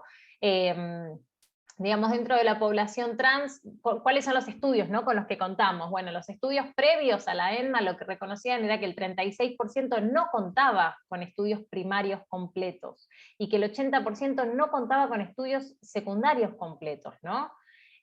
Solamente el 2% se encontraba en un nivel terciario o universitario. Estos son según datos del INDEC, ¿no? Por supuesto no estaban desagregados tampoco por nacionalidad. Y del mismo modo, digamos, un estudio de la Fundación Huésped y de la ATA en el 2013 arroja que el 70%, ¿no? de estas poblaciones trans y travestis en Argentina no contarían con estudios secundarios. Entonces, bueno, digamos, sí es importante destacar que la ENMA tuvo un sesgo, digamos, y los alcances tienen que ver con la representatividad, tiene que ver con que fue una encuesta virtual, entonces ya tenemos un sesgo de qué gente, digamos, si bien yo les contaba que se respetan cuotas de género, de edad y de nacionalidad distribuidas a lo largo del país, tenemos un primer sesgo que tiene que ver con que fue virtual. Entonces ya desde el vamos tenemos población que accede a dispositivos electrónicos, que tiene internet, ¿no? Entonces, estas conclusiones, por supuesto que hay que tenerlas, ¿no? De alguna manera como con todos los recaudos que amerita la situación, pero que no deja de ser interesante pensar en las movilidades, ¿no? En cómo los flujos migratorios también van cambiando. Bueno, también se reconocen como poblaciones que llegan, digamos, las personas que se encuentran en este colectivo llegaron al país hace menos de 5 años, y sí me parece interesante, ¿no? Pensando en cuáles son las redes, ¿no? Esto que hablaba Andrea recién en torno a las vinculaciones de las personas mediante la doloridad, ¿no? Digo, cuáles son los nexos. Las personas de este colectivo que declararon recibir ayudas, ¿no? En primer lugar, sí se encuentran las ayudas por parte del Estado. O sea, la mayor cantidad de gente no recibe ayudas, pero dentro de las que reciben, 30 personas de las 81 dijeron recibir ayudas, 11 por parte del Estado, pero 10, es decir, muy cerquita, por parte de la comunidad a la que pertenecen, ¿no? Entonces, de nuevo, destacar por dónde viene, ¿no? Entonces, como lo que nos decía Silvia, bueno, entonces, ¿por dónde sí? Bueno, justamente me parece que hay algo de un encuentro con un otro, con un eotre, que nos habilita a pensar en los desafíos, ¿no? Para superar esta vulneración de derechos. Bueno, y lo mismo, digamos, que si no quiero reiterar, que tiene que ver con las vivencias de discriminación o de violencia por parte de las personas que se ubican en este colectivo, superan a las puntuaciones de la población migrante en general. Es decir, cuando sos migrante y además perteneces a estos colectivos, vas a ser más discriminado o discriminada que si no pertenecieras. Simplemente eso como para, digamos, de alguna manera comentar también, ya que estamos presentando la encuesta, ¿no? y de alguna manera difundiendo que la nueva edición, bueno, este foco también de análisis se mantiene en la nueva edición. Mariana, disculpa, un poco sumado a esto que vos traes, también me parece importante pensar esta idea de la agencia colectiva, ¿no? Esto que vos decís hace un rato de cómo pertenecer a estos colectivos, ¿no? Va configurando toda una política de cuidado entre ellos que transforma esta agencia que aparentemente es algo individual a algo más colectivo, y que también aparecía, por ejemplo, en las mujeres migrantes con las que trabajaba, de cómo justamente entre ellas, por ejemplo, el circuito de cuidado entre haitianes propiciaba estos espacios de agenciamiento colectivo, lo cual también es bastante interesante. Así que nada, eso quería como agregar. Está buenísimo. Sí, totalmente. Ahí tiene que ver con algo, podemos después comentar algunas cuestiones que tienen que ver con los feminismos comunitarios y que son justamente desarrollo, relación con grupos indígenas o de redes de migrantes, de mujeres migrantes, a lo largo de la región. ¿Continuamos? Nos acercamos a la última presentación por parte de Ana María Alarcón. Es profesora para la enseñanza primaria, profesora en Ciencias de la Educación, docente, investigadora y extensionista de la Facultad de Ciencias de la Educación, dirige el proyecto de extensión ATR, las trayectorias escolares en el nivel secundario, un acompañamiento en y para la pospandemia, la Facultad de Ciencias de la Educación, Universidad Nacional del Comahue, es docente a cargo de cátedras de didáctica general en distintos profesorados de la Universidad Nacional del Comahue, como el profesorado de Comunicación Social, el profesorado de Matemática, Física, Química y otros. Anteriormente, en relación con la temática que nos convoca en particular, ha dirigido el proyecto de extensión Migraciones y Derechos Económicos, Sociales y Culturales de la Facultad de Ciencias, así como proyectos de investigación que abordaron en su momento procesos de inclusión y exclusión escolar de estudiantes migrantes limítrofes en escuelas primarias del Alto Valle de Río Negro y Neuquén.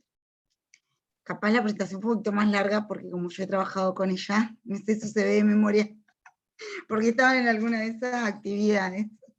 Bueno, Ana, bienvenida. Bueno, muchas gracias, buenas tardes a todas, no sé si hay varones, pero veo compañeras nomás. Primero agradecer el espacio. Sí, me tomó de sorpresa porque me dijo hace poquito, me invitó Romina.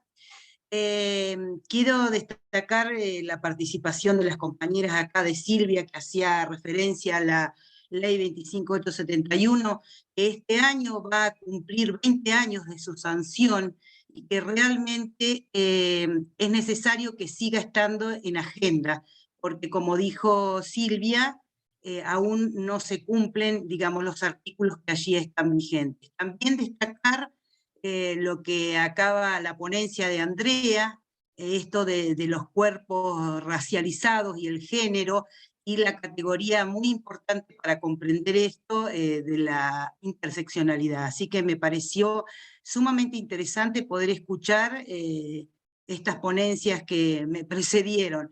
Bueno, comenzando con la exposición que voy a hacer yo ahora, que en realidad es una reflexión sobre algunos datos, ¿sí?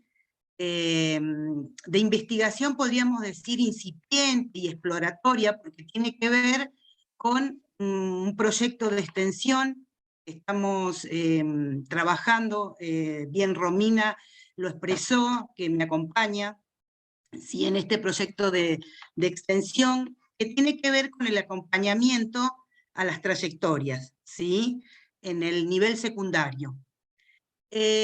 Bueno, nosotros hicimos como, tenemos estos datos, podríamos decir, a través de entrevistas de primera mano que tienen que ver con la extensión, no en este caso precisamente con la investigación, ¿sí?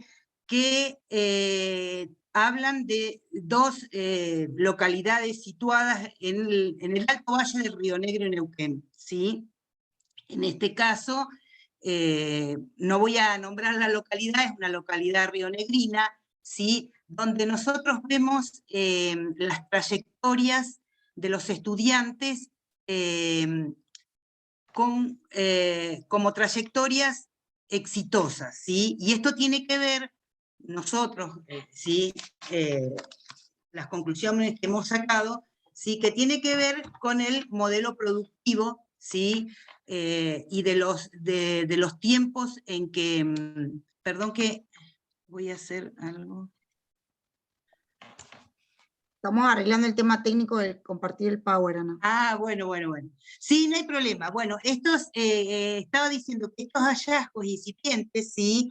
Tienen que ver, digamos, con las trayectorias. Primero decir que nosotros trabajamos con dos categorías, digamos, con las categorías de trayectorias de Terigi, ¿sí? Y podemos ver que, por ejemplo, en la localidad de Río Negro, las trayectorias reales, ¿sí? Que son las que los estudiantes organizan en su recorrido por la formación escolar, se conjugan con las teóricas, ¿sí? Y nosotros decimos acá, esto tiene que ver con que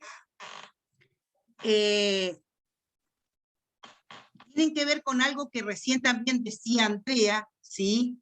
Esto del colectivo, la agencia colectiva que nosotros ponemos, en este caso, esa sinergia comunitaria, ¿sí? Porque vemos que el acompañamiento escolar a las trayectorias de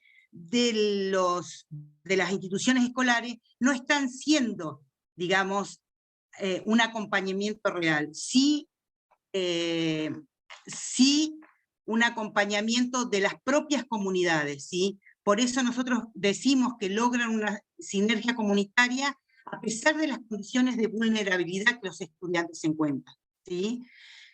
Sosteniendo el trabajo, ¿sí? Como aprendizaje de sostenimiento familiar junto a las exigencias de las escuelas, ¿sí?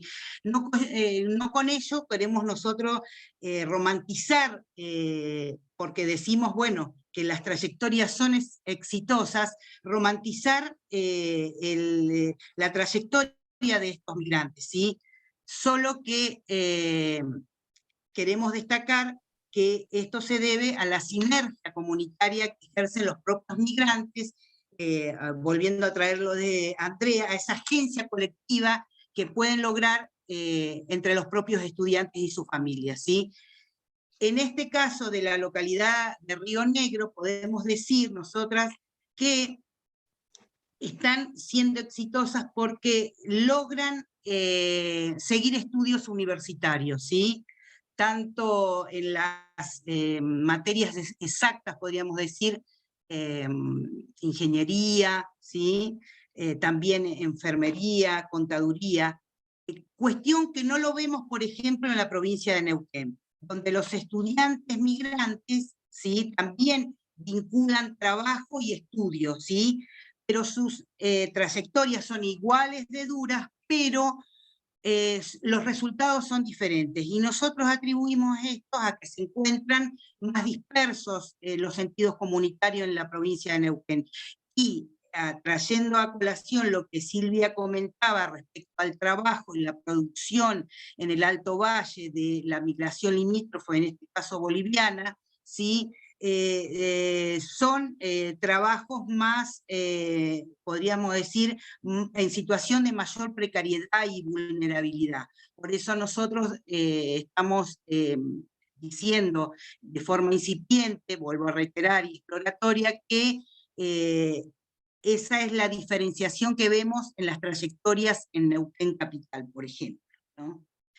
En ambos casos, vuelvo a reiterar, el acompañamiento a las trayectorias en las escuelas, lejos se encuentran de acompañar estas trayectorias reales, ¿sí?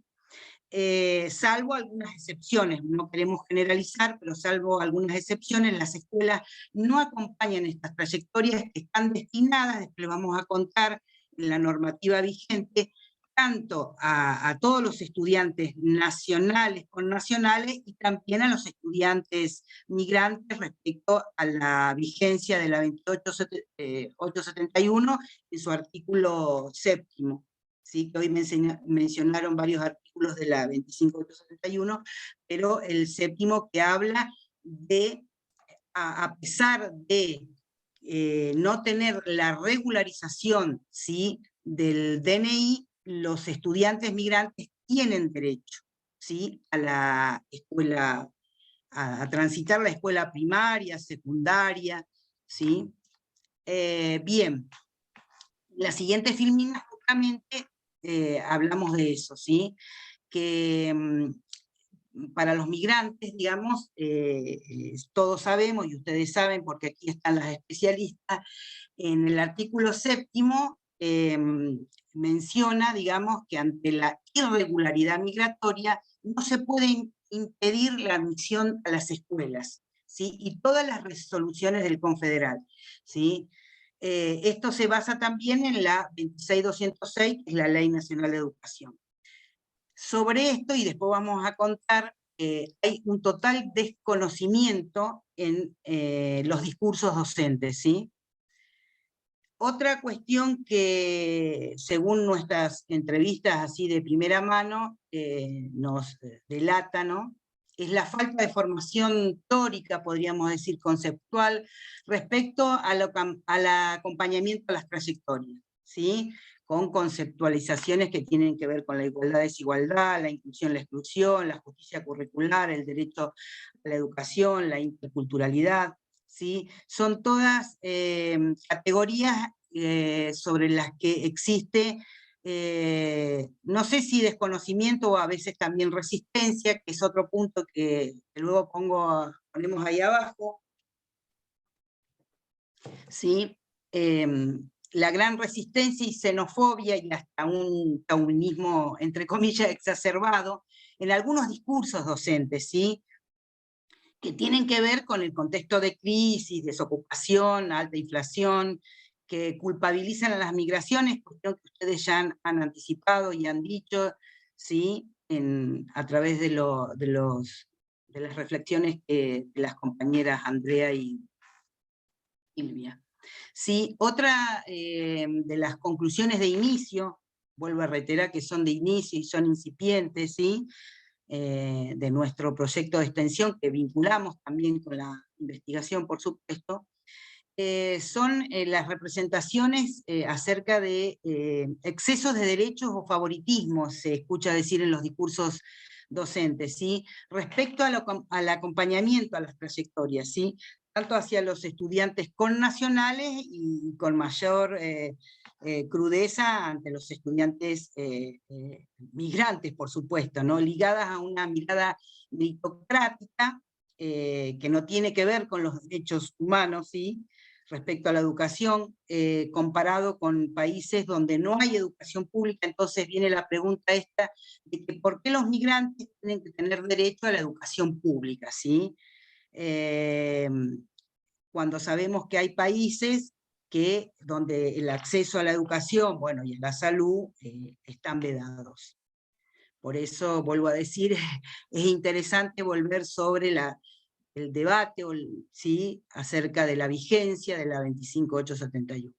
Bueno, y en la última filmina hemos colocado, digamos, que nosotros estamos transitando, uno de los principales propósitos de nuestro proyecto de extensión es la coformación, que tiene que ver con brindar espacios de coformación respecto, a toda la normativa vigente, que tiene que ver con la 26206, ¿sí? que es la Ley de Educación Nacional, con la 25871, ¿sí? y con todas las resoluciones del Confederal respecto al acompañamiento a las trayectorias. ¿Qué queremos decir con esto? Que nosotros no estamos haciendo en esta propuesta de conformación a las instituciones ninguna revolución, podríamos decir, estamos haciendo totalmente legalistas, ¿sí?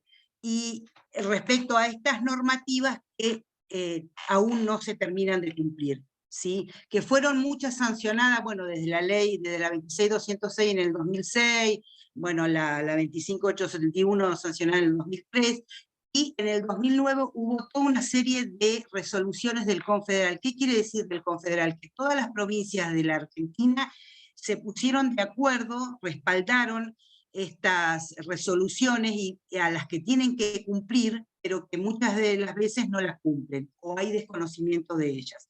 Ahora les voy a nombrar, acá no está una, que tiene que ver con la resolución 103, ¿sí? del 2010, que plantea, ¿sí?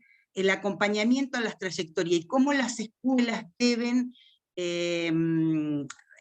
renovar estas propuestas formativas, reorganizar la institución, ¿sí? Los formatos institucionales. Esto tiene que ver con no sé si han escuchado las escuelas de reingreso en la provincia de Buenos Aires, ¿sí? que se permiten reformular todos los formatos de acompañamiento, revisar las formas de evaluación, los criterios de evaluación, las actividades, la reorganización de los tiempos, los recursados, para que puedan cumplir con las trayectorias no encausadas, dice Terigi, ¿sí? y las puedan encauzar para cumplir con el derecho a la educación y la igualdad de las inteligencias de que muchos hablamos, ¿sí? Y todo esto en relación al nuevo, entre comillas, ¿sí? porque en realidad no estaba escrito en la provincia de Neuquén, el diseño curricular, ahí está el número de la resolución del año 18, que recién este año se está implementando en los primeros años de la escuela secundaria en Neuquén, ¿sí? que está enmarcado, uno podríamos decir de avanzada, porque está enmarcado en las pedagogías críticas, emancipatorias, en el pensamiento decolonial y en las perspectivas de derechos humanos, que tiene 4 ejes, que es la interculturalidad, la inclusión ambiental y perspectiva de género, que ya dejan de ser transversales, ¿sí? y pasan a ser la matriz para poder enseñar las distintas asignaturas curriculares del nivel medio, secundario. Pero esto, que está en el ámbito prescriptivo de este diseño curricular, lejos está de concretarse aún, ¿sí? en las realidades de las escuelas secundarias.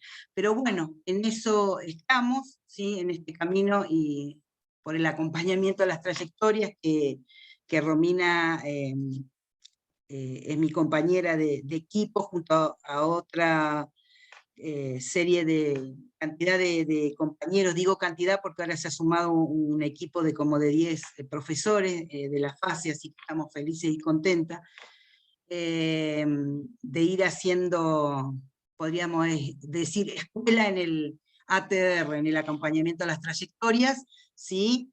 Y que aún sigue siendo un desafío porque, como les dije anteriormente, hay un gran desconocimiento que se suma a la xenofobia que tenemos algunos, que es heredada de nuestra formación homogeneizante y colonial, ¿sí? Cuando nos formamos para maestros en pos del nacionalismo. Así que, bueno, eso serían mi reflexión o mis comentarios respecto a lo que venimos haciendo. Así que muchas gracias y pido disculpa el inicio que me puse un poco nerviosa, porque frente a estas especialistas, bueno, lo nuestro es humilde, pero es fuerte en el día a día, en lo cotidiano, situado. Así que bueno, muchas gracias a todas. No veo ningún varón, por eso digo a todas. Sí, bueno, es verdad. Y yo quería sumar, Ana, si te parece, en relación con algunos hallazgos cuando hicimos campo. Bueno, yo actualmente me encuentro realizando trabajo de campo en Caleta, Olivia, con jóvenes específicamente, de colectivos migrantes bolivianos, pero cuando trabajamos en el Alto Valle, de Río Negro, Neuquén, y vimos la primaria, uno de los principales problemas que encontrábamos además era el tema del bilingüismo, como una dificultad, si eran hablantes de quechua, las familias, como que eso iba a dificultar la alfabetización, ¿no?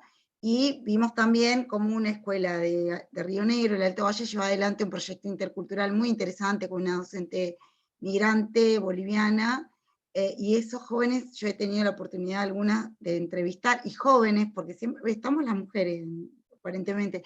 Una joven de escuela técnica está terminando la formación técnica, y había un trabajo distinto ahí con las propuestas formativas de esa escuela, a diferencia de lo que pasaba en Neuquén en ese momento, y después esto como para ir poniendo en diálogo con la cuestión de género, pero que después tuve como oportunidad de revisar esos datos de investigación, al principio no lo estaba mirando, en el marco de una beca de investigación de graduada de la UNCO. Yo hice trabajo de campo en escuelas secundarias también de Neuquén, donde específicamente trabajaba con jóvenes del colectivo boliviano, y no había varones, y las mujeres, las chicas entrevistadas, estas jovencitas, estaban teniendo trayectorias escolares exitosas, con proyectos de vida, de seguir estudios superiores, y cuando se entrevistaba a otros actores escolares, aparecían cuestiones como para revisar, ¿no? Como estos prejuicios, estigmas, que uno pensaría, bueno, Sinisi lo dijo hace ya en los 90 y pico, bueno, pervivían en este contexto, en este paradigma también, y el gran problema en ese momento era como estos estigmas, prejuicios y demás estereotipos aparecían en la comunidad en general y se trasladaban a las jóvenes, y hasta se ponía en duda su educabilidad. Y un desconocimiento total, en realidad, cuando los jóvenes no habían tenido problemas de repitencia, ni problemas de deserción, porque estaban ellas, terminando el secundario y no estaban los varones, y la forma de agenciarse era en silencio, ¿no? O sea, resistir en silencio el aislamiento, la discriminación, porque era el mandato familiar, y ahí aparecían temas que incluso escribimos una ponencia en ese sentido, tienen la espalda rota de tanto cargar cajones, las chicas, ¿no? De ahí por el vínculo con el trabajo en la feria de las mujeres y las jovencitas, y cuando se las entrevistaba, alguna trabajaba en el kiosco a la tarde, después de la escuela, a hacer las tareas, porque hay una gran valorización de la escolaridad en estos colectivos, y la escuela vista como ascenso, como digamos una herramienta de ascenso social, y si había una participación en la feria era el fin de semana, o sea que no había un obstáculo, para la escuela era un gran obstáculo este imaginario de que trabajaban y eso le dificultaba el éxito, entre comillas, en las trayectorias escolares, cosa que no estaba haciendo así tampoco. Y el otro gran problema era que cuando ingresaban a la escuela no sabían los clásicos, como la Caperucita Roja, o tenían problemas de cálculo. ¿No? Poco es comprobable luego, ¿no? Porque eran, digamos, entrevistas a otros actores como en ese momento asesores pedagógicos. O sea, ahí vemos cómo los discursos también aparecen, los discursos xenófobos y racializantes a estos colectivos migrantes bolivianos, y en particular a estas jovencitas, ¿no? Sí, ahí me hiciste recordar algo, bueno, que no está escrito ahí, pero que tiene que ver con la racialización de los cuerpos, ¿sí? Y la estigmatización de en este caso de las alumnas bolivianas. Recuerdo un dato de la escuela secundaria, en andar en este trabajo de extensión, donde una alumna boliviana además de ser boliviana, entre comillas, es cocorita. Entonces, para la docente en cuestión, porque había salido de una evaluación y desaprobó, y entonces su discurso fue, desaprobó porque no sabía, pero más allá de que no sabía, según la docente, era porque era cocorita, cómo iba a ser boliviana y cocorita. Entonces, bueno, esta racialización y estigmatización de esos cuerpos, y por ser mujer también, creo yo. Claro. Y en el caso de los colectivos migrantes, como decía Silvia, si bien son uno de las poblaciones migrantes que tienen larga data en el país, o sea, no son migraciones tan recientes, siguen siendo extranjerizados, ¿no? Claro, y en esto de extranjerizados y situados en el lugar del alumno callado, como una boliviana va a ser cocorita, si tiene que ser silenciosa y callada. Además se atreve a ser cocorita. Claro, es alguna de las cuestiones que estoy viendo en campo en Caleta Olivia, egresando las mujeres de las escuelas técnicas y también cocoritas, entre comillas diríamos, ¿no? Que tienen que pelear con el tema del título, que no les llega el título para ingresar a la universidad, y están hace más de 1 año y medio peleando el título, cuando son argentinas también, ¿no? O sea, perdón, son argentinas, no tendría que tener algún problema como migrantes con respecto a la validación de los títulos, y no están apareciendo esos títulos para continuar los estudios secundarios. Y cuando aparece una certificación para empezar la universidad en situación condicional, aparece como por alguien que le hace un favor dentro de secretaría, como que no se entere el resto de mis compañeros que te estoy extendiendo un certificado, ¿no? Para que te anotes condicionalmente. O cuando les han negado, que en pandemia han rendido virtualmente y les niegan la nota. No está en ningún lado, no sabemos, no está registrada tu nota. Bueno, ellas se transforman en cocorita porque van a defender que no, que rindieron, que están, se pelean. Sé que se tienen que preparar un día completo porque saben que van a ir a la escuela a pelear abiertamente, ¿no?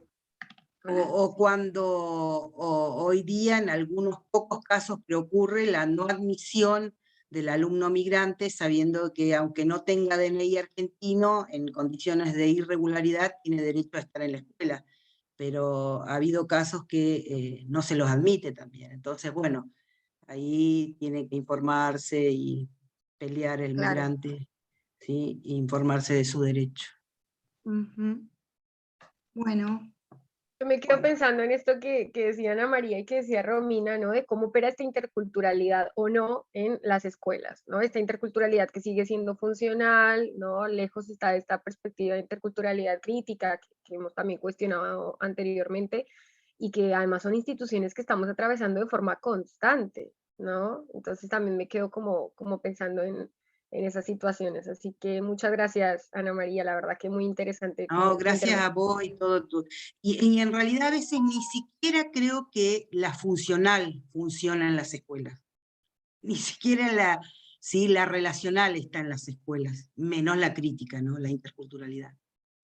Porque al no admitir, digamos, es una racionalización, una discriminación literal, ¿sí? No hay, digamos, ningún escrúpulo en decir no te quiero en este lugar, no te quiero y no hago caso omiso al cumplimiento de la ley, ¿sí? Por eso digo que a veces ni siquiera la interculturalidad funcional está haciendo en las escuelas. Tal cual, tal cual. O sea, no es ni puerta giratoria, digamos, la metáfora que ella de la puerta giratoria, no llega ni a puerta giratoria, digamos. Bueno, Ana María, muchas gracias, la verdad muy interesante. Bueno, no, gracias a usted y disculpen mi exposición.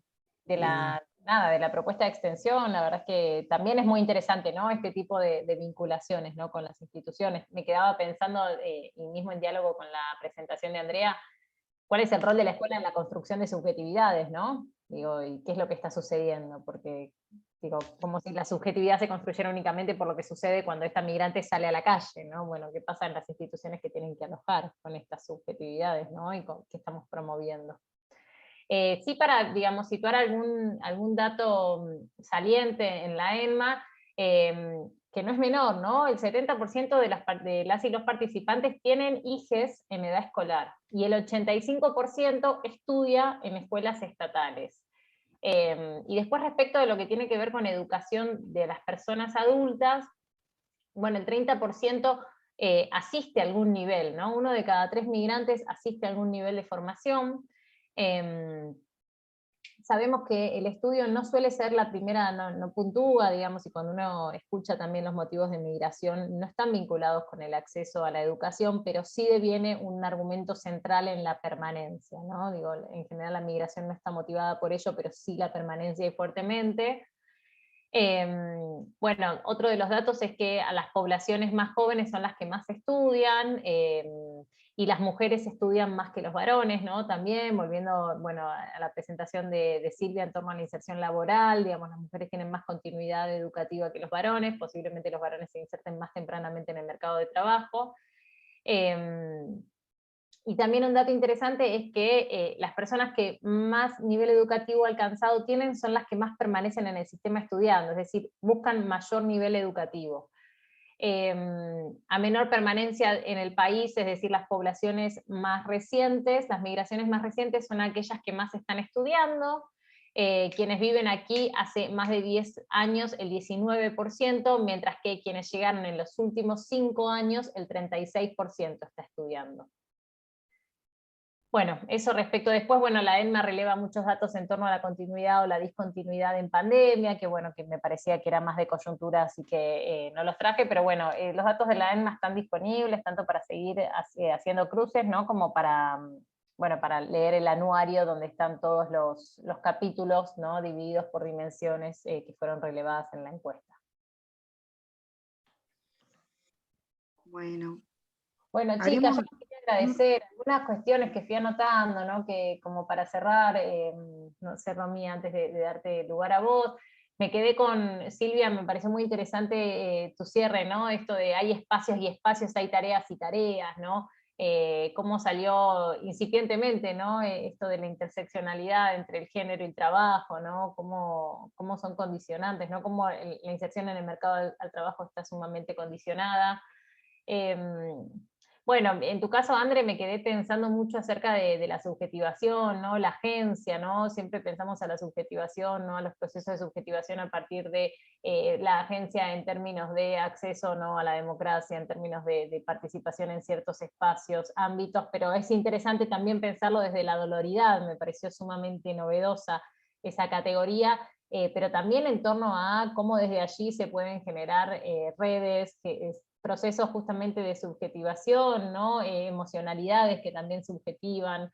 Me quedo ahí con algo interesante y también, digamos, lo que propones en torno al cuerpo, ¿no? El cuerpo como una primera frontera, ¿no? Es muy interesante y digamos, yendo a lo que planteaba Ana, cuando Ana comentabas acerca de digamos, del diseño curricular, ¿no? Y cómo propone ambiente, ¿no? Dentro de estas matrices educativas, pensando en los arrasamientos, ¿no? De los cuerpos que comentaba, ¿no? Como la frontera, la racialización que comentaba Andrea, empezar a incorporarlo más no sea en la letra, en primer lugar, no me parece menor.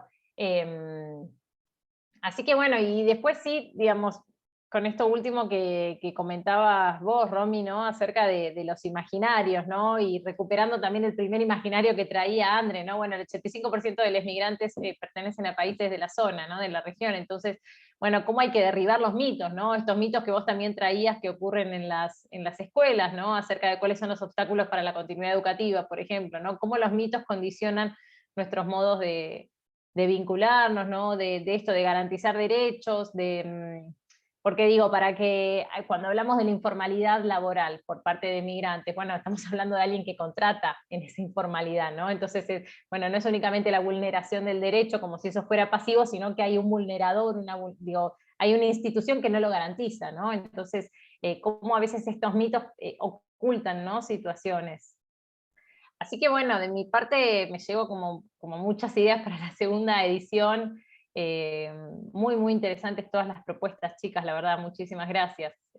No sé, Romy, ¿qué impresiones? Sí, también, además, con el sentimiento de que el objetivo está mucho más que cumplido, o sea, las ponencias, o sea, no solo interesantes, digamos, muy enriquecedoras, desde los resultados de la investigación, a lo los marcos conceptuales con los que vienen trabajando, así que me pensaba, digo, como espacio, como pregunta, ¿no? Ya que nos ponemos a pensar los desafíos de ejercer el derecho a la inmigración en contexto de desigualdad, y nosotras que pertenecemos al ámbito universitario, la pregunta, como digo, ¿qué podemos hacer, ¿no? En función de donde estemos, o incluso de la universidad, ayudar, colaborar con esta garantía de derechos. Me quedaba pensando cuando André decía la dificultad de no, aunque es la universidad pública, y Silvia además nos recordaba de que Argentina tiene una singularidad porque tiene las organizaciones sociales, las organizaciones migrantes,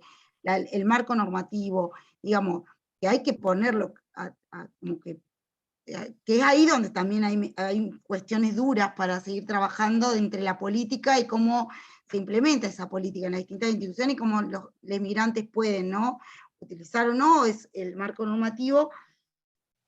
Se me ocurría, digo, nosotras trabajamos en una escuela en la que se validaban los títulos en Neuquén, la universidad, si la escuela, que además son las materias de lengua, literatura, historia y matemática, ¿no? O sea, la dificultad, si hay un estudiante migrante, un estudiante no habla el español. La universidad que tiene estos planes, programas de quienes adeudan materia y tienen más de 25 años y puede rendir, digo, me parece que también podríamos pensar esta posibilidad de que no se rinda en una institución de nivel secundario, sino que sea la misma universidad quien pueda ayudar a revalidar ese título de bachiller. No sé, lo planteo como un interrogante, ¿no?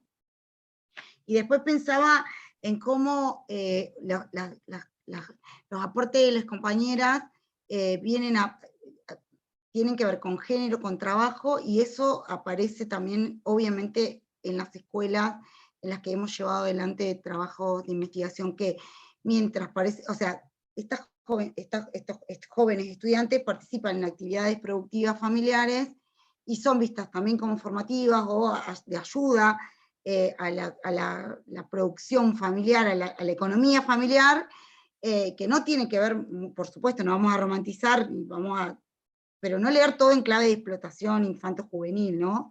No también en las tareas de la ayuda de la economía familiar y en la ayuda y en la cuestión formativa, de que hay que esforzarse como por una cuestión más de la formación integral de los sujetos.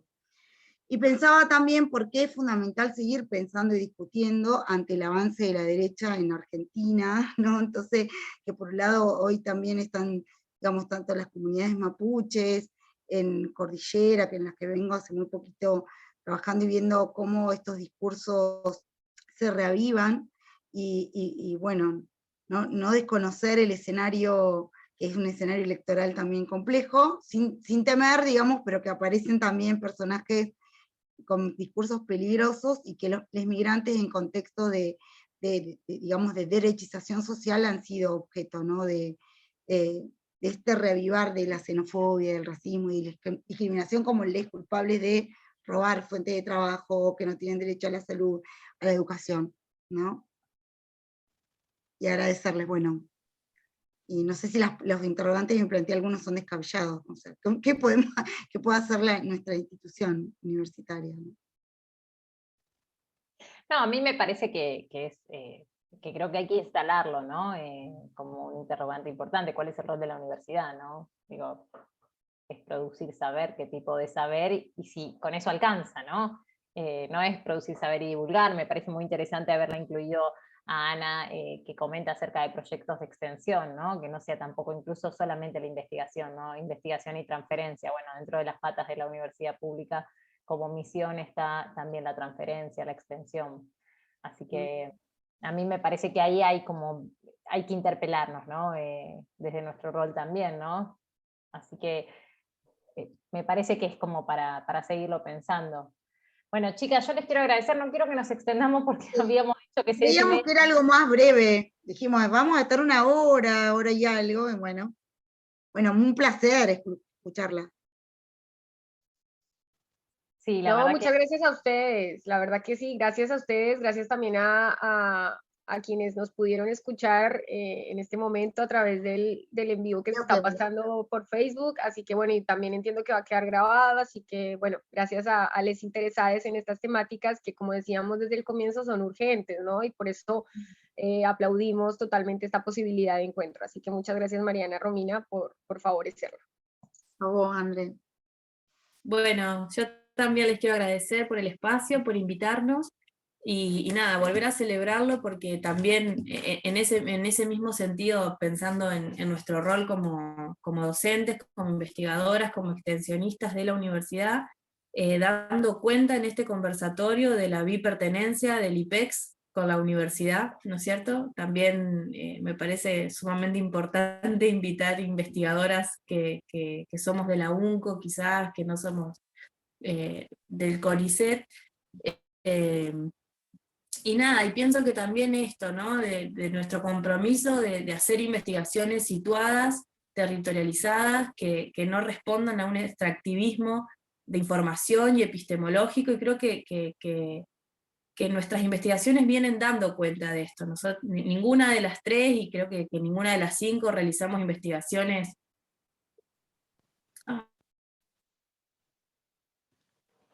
¿Se nos fue Silvia? Ahí sí, justo se cortó. Vale. Sí, yo pensaba un poco, sí, no sé si esto... Ahí Ahí. está. Ahí volví, se me fue, ¿no? Me cortó.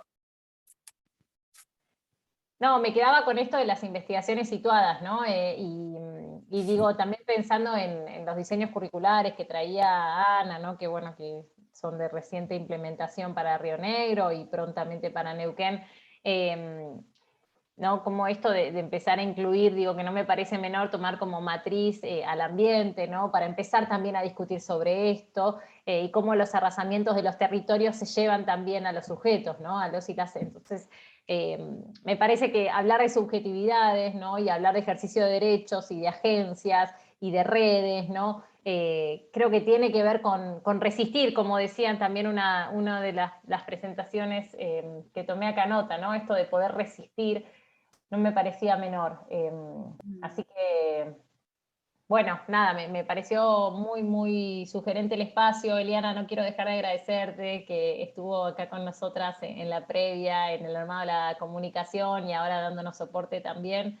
Y bueno, gracias chicas de nuevo, felicitarlas por el trabajo, la verdad es que creo que son aportes, ¿no? que nos nutren, ¿no? En los trabajos, no solo de investigación, también en nuestras prácticas diarias, que creo que es algo de lo que venimos también a discutir, ¿no? De cómo los roles se van de alguna manera entramando y bueno, y me parece que conversar y reflexionar nos nutre también como equipo. Sí. Así que, bueno, chicas, muchísimas Gracias, gracias. Eli, también. Bueno, Silvia, André, Mariana, otra vez, te agradezco. Qué bueno, surgió esta idea. Pudimos darnos la oportunidad de la parte 1, ahora la parte 2. Ana Gracias. creo que debe tener problemas de conexión, creo que vi algún mensajito. Se alcanzó a despedir, no sé. Bueno, un abrazo grande, compañeras. Gracias, chicas. Bueno, muchas gracias, que estén bien. Chao, hasta la próxima. Hasta la próxima.